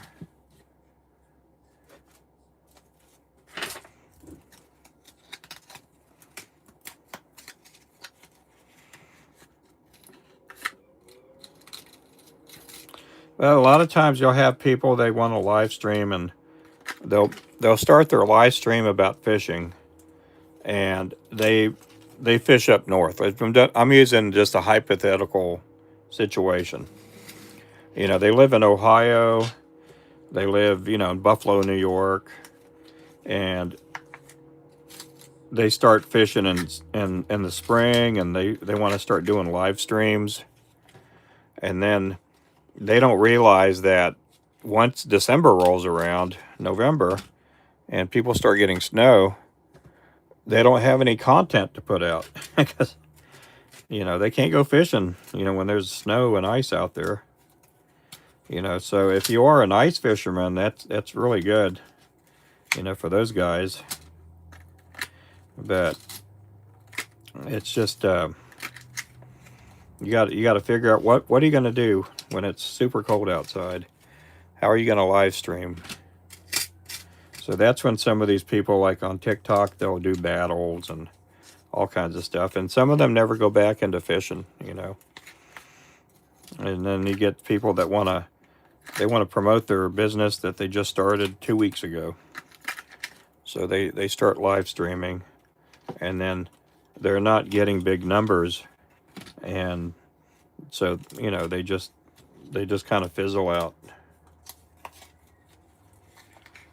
But when I first started doing YouTube a little over a year and a half ago, I mean, I was so used to the success we had over on TikTok, getting 200-300 people to 10,000 watching me or whatever, and it was hard. It was hard doing live streams on YouTube. The algorithm's different, and I would do a live stream for 15 minutes here on YouTube and go, man, we've only had 6 people come into the live, and then I'd go bouncing back to TikTok, and then finally, when this threat that of they were going to close TikTok down, my wife is like, we need to make a commitment to YouTube. And I'm like, yeah, we do. And so I made sure that I spent at least 1 hour every day on YouTube. And then slowly and slowly, my mods were, they would come over, like Panfish and Remington. They were coming over every day to watch the live streams. They supported me, and I appreciate that. And, but, we just started growing and growing, I have excellent steel fishing, Lake Erie. Hopefully this year I can film enough content. Yeah, that's another thing there, and I didn't even mention that there. Oh, I know what you're talking about. Um, yeah, is if can you film enough content to get you through the winter? And can you come on your live? And there's all kinds of things you could do on a live stream while you're not fishing in the wintertime. You could show people how you rig up your rods. You can show people if even if you don't, you're not promoted or sponsored by a fishing company, you can always talk about your reels and what brand you use, what size line you like putting on your reel. If you're a cat fisherman, you can talk about these different rigs like the Santee Cooper, the Kentucky rig, the Texas rig, all these different rigs you can do for your poles. There's different things you can do. That's why with me and lure making, it's not all about me being outdoors fishing and the lures, I believe, are the star of the shows. They're my products, and I like showing them off. And it helps to be genuine too. there's so many people that I know that were on TikTok and let me see, how many of these do I have? 2, 4, 6, 8, 10, 11. 2, 4, 6, 8, 10, 11. I need one more. Do I have one more hanging? Oh, I do have one more hanging on the wall. Okay, good. Yeah, if you're genuine and you're just being real, um, you know, you're going to go a long ways. Um, I've had the opportunity to hang out with live streamers, from different arenas or apps, and when they talk a certain way, but once the camera goes on, it's showtime, guys. And sometimes I put my radio voice on, or put my my PA voice. I used to announce baseball games for a local high school, and so sometimes you find me talking a certain way, and sometimes you find me talking that way, but it's still the same Ruben.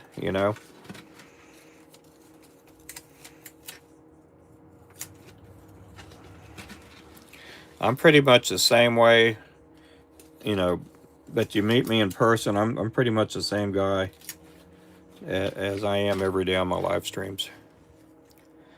Let's see. I want to go fishing, but I'm not in a good financial situation. Yeah, and that's another thing too. People that want to do live streams, um, you know, uh, it's addicting. I admit that. Doing a live stream, and it is very addicting.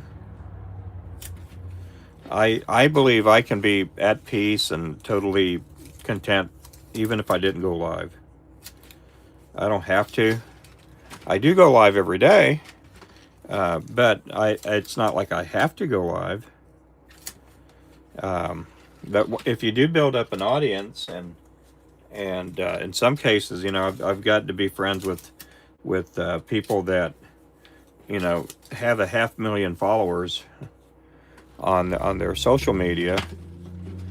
Um, I've got to hang out with some of them, and some of these guys, you look at their phone. One of the guys, Chunky Cat's Fishing, for instance, he has, I think, 700,000 followers on TikTok, and he showed me his phone. We were in his truck driving a distance a long time ago.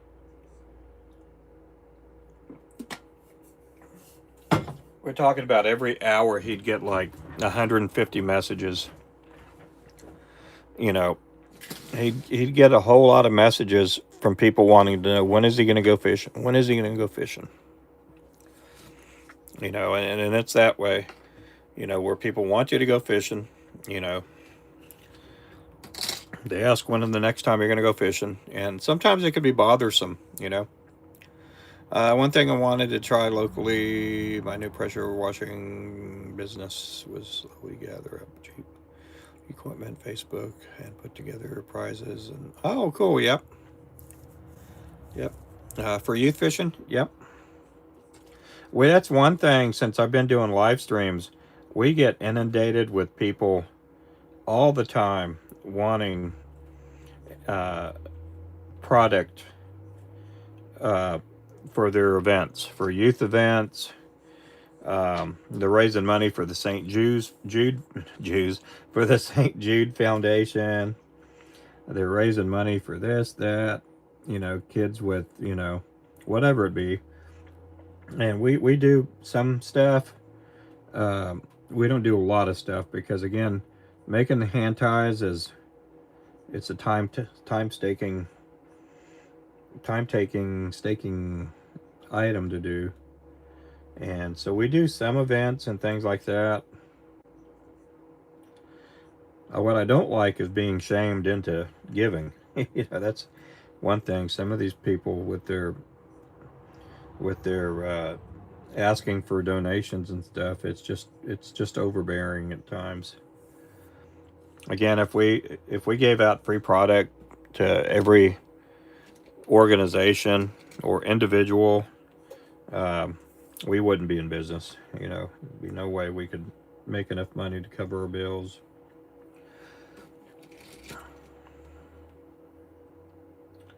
We get asked, at least once a day, for whether it be on my live stream or an email or a text message, because I'm really accessible. My phone number is on our Facebook page. Uh, I don't know if is my phone number on the back of the cards. Nope. But my email address and all that. It's there's always people asking for sponsorships. People asking to try out our product, and they'll give me a review of my product.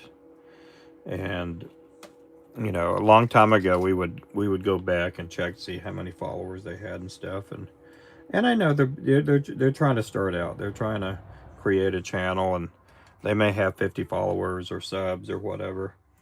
But we just can't give out everybody, you know, product.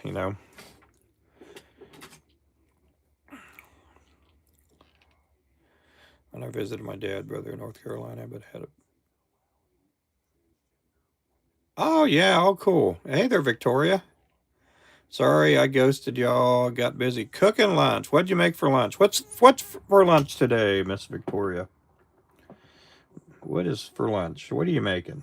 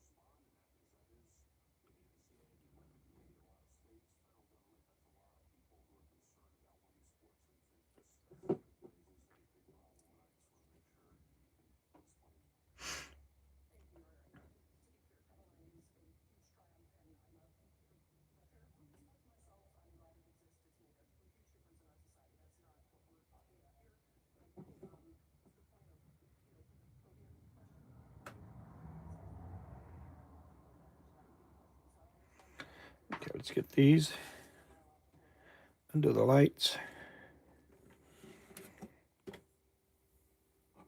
Okay, let's get some more UV resin in here.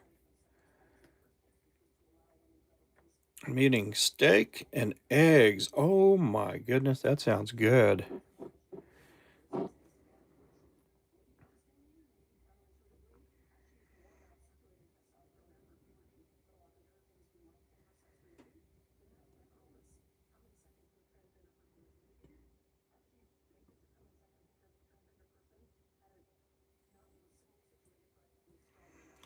I think this is the last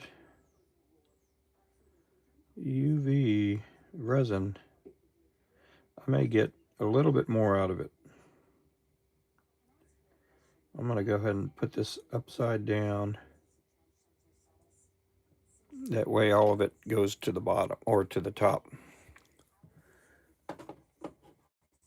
Get that up here in such a way that it all drains to the top.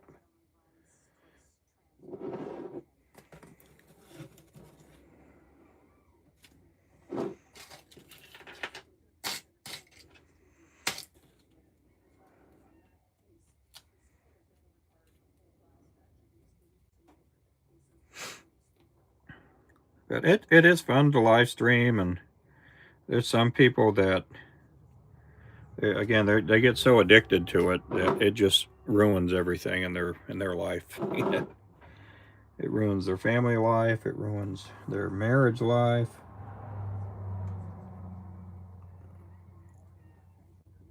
Sometimes people get really egotistical, um, to whatever success they do achieve on their live streams.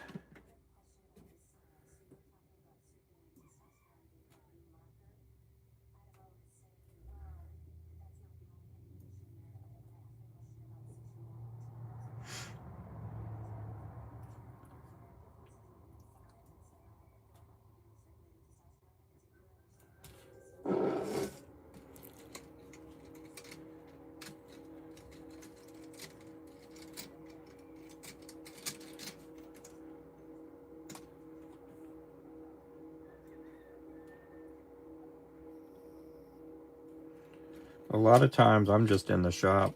Again, when I say I'm taking a break, you know, and I let everybody know I'm going to be taking a break. After whatever. They, I'm not like taking a break where I'm just not doing anything. I'm just a lot of times it's just taking a break from the live stream because I got to get up and bounce around to the other side of the shop. I got to do some stuff in the shop that requires me moving around a lot from one spot to the other. But you guys just get to watch me pretty much just work. You guys get to watch my daily life, and it's not so exciting all the time. I would love to be tying jigs on every live stream.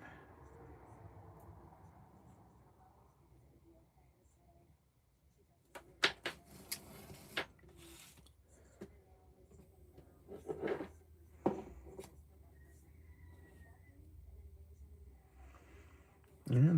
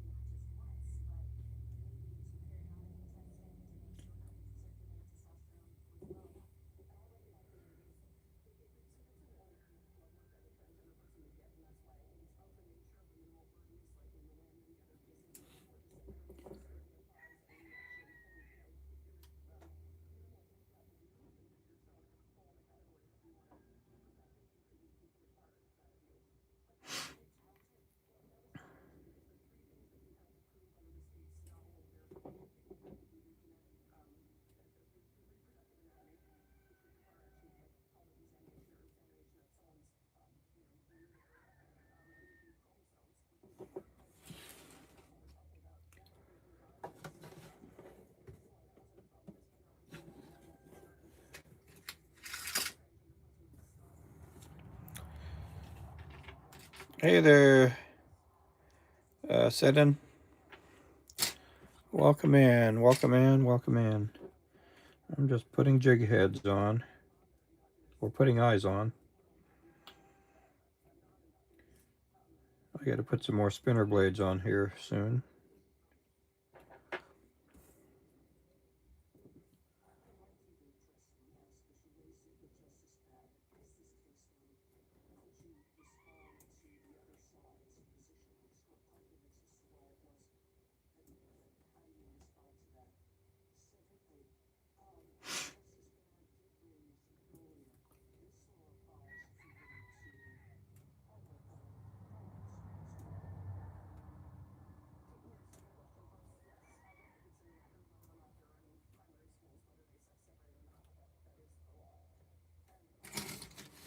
Let's see. These are 1/16 ounce I'm doing. I got to do 72 of these for each color.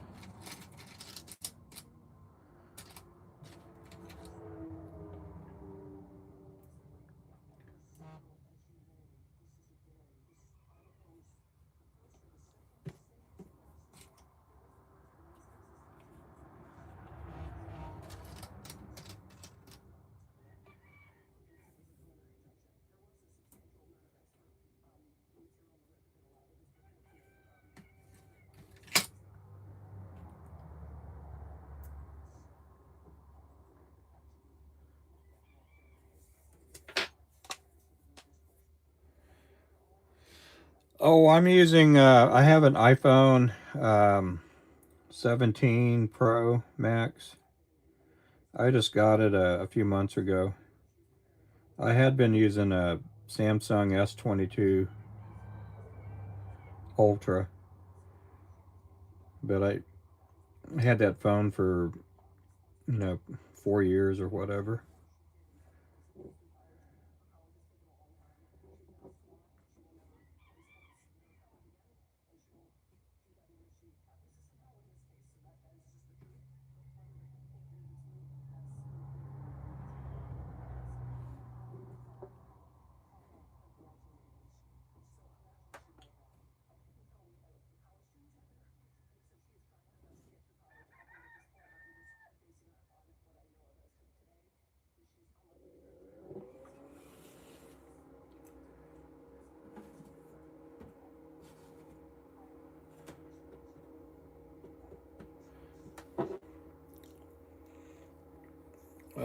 have a S21 Ultra. Yeah, those are good phones. They're really good phones.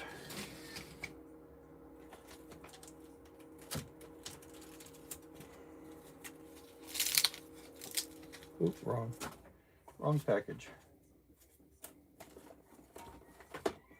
Yeah, I just wanted to get more.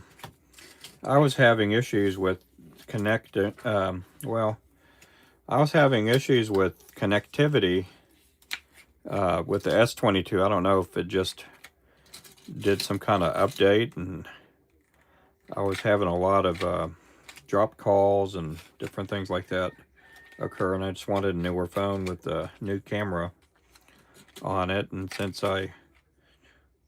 since basically part of my living is doing live streams and social media, I thought it would, be feasible for me to get a new phone.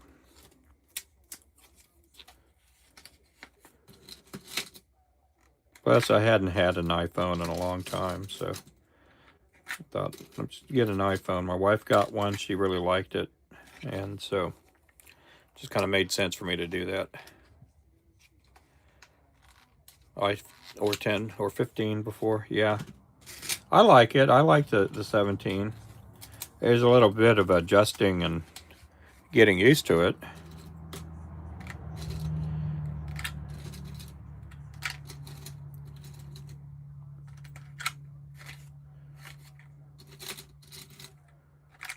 But it's a good phone. Samsung's a good phone too.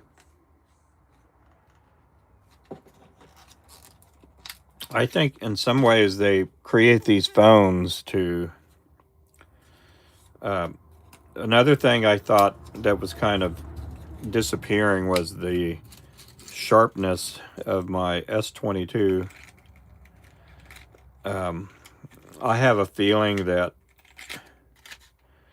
and this could be totally false, it's just a theory, that they build these phones to basically get outdated, and the sharpness of the cameras start fizzling out with these updates that you do on your phone. And I think they do that intentionally because they want you to get a new phone every couple years. It's just part of their business model or plan.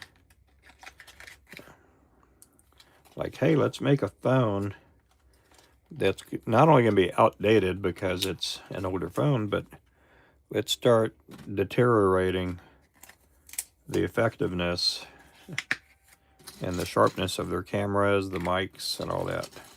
So again, I could be totally off saying that. I'm just throwing that out there.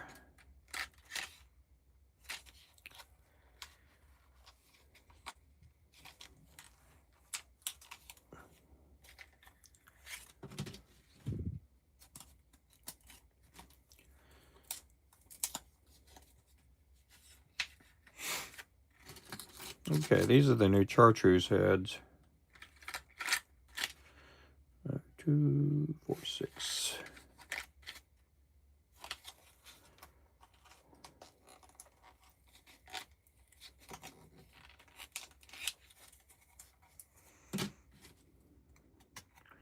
These are going to get barcodes on the back in just a few minutes.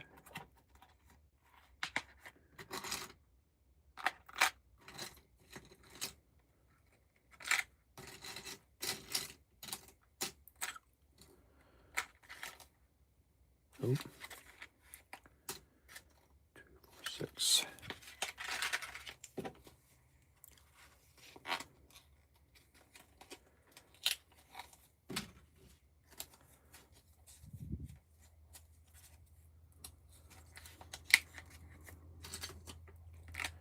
So they do come in 6 to a pack. And we're going to get these chartreuse ones probably next week sometime on the website. I think they're really pretty heads.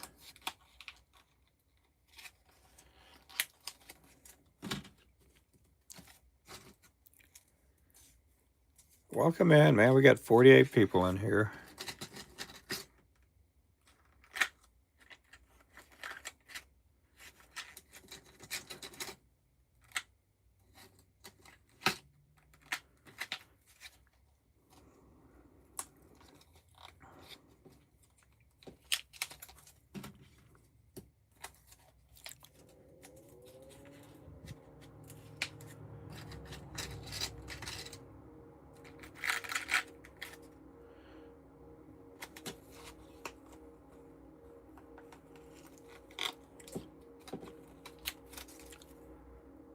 we go.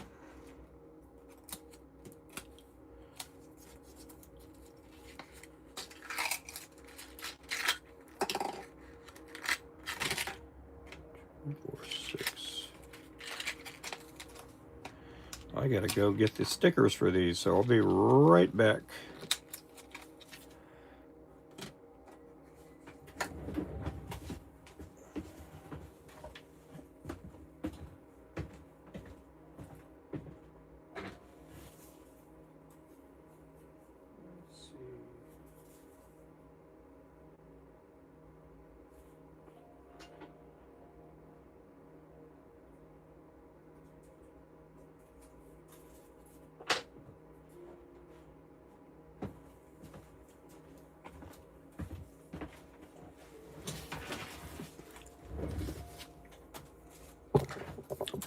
Sorry about that.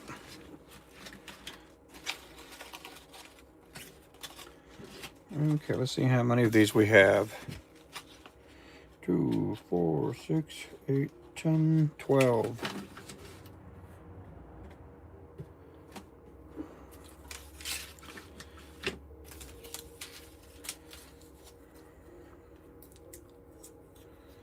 These are the barcodes.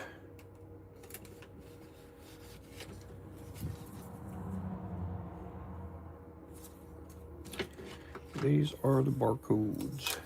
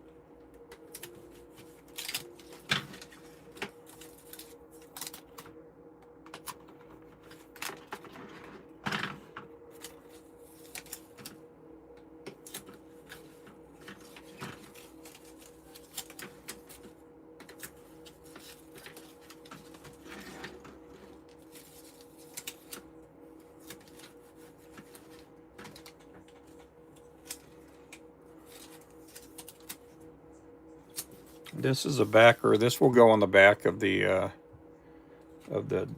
display, so that when they do run out, that they know which one they need to reorder.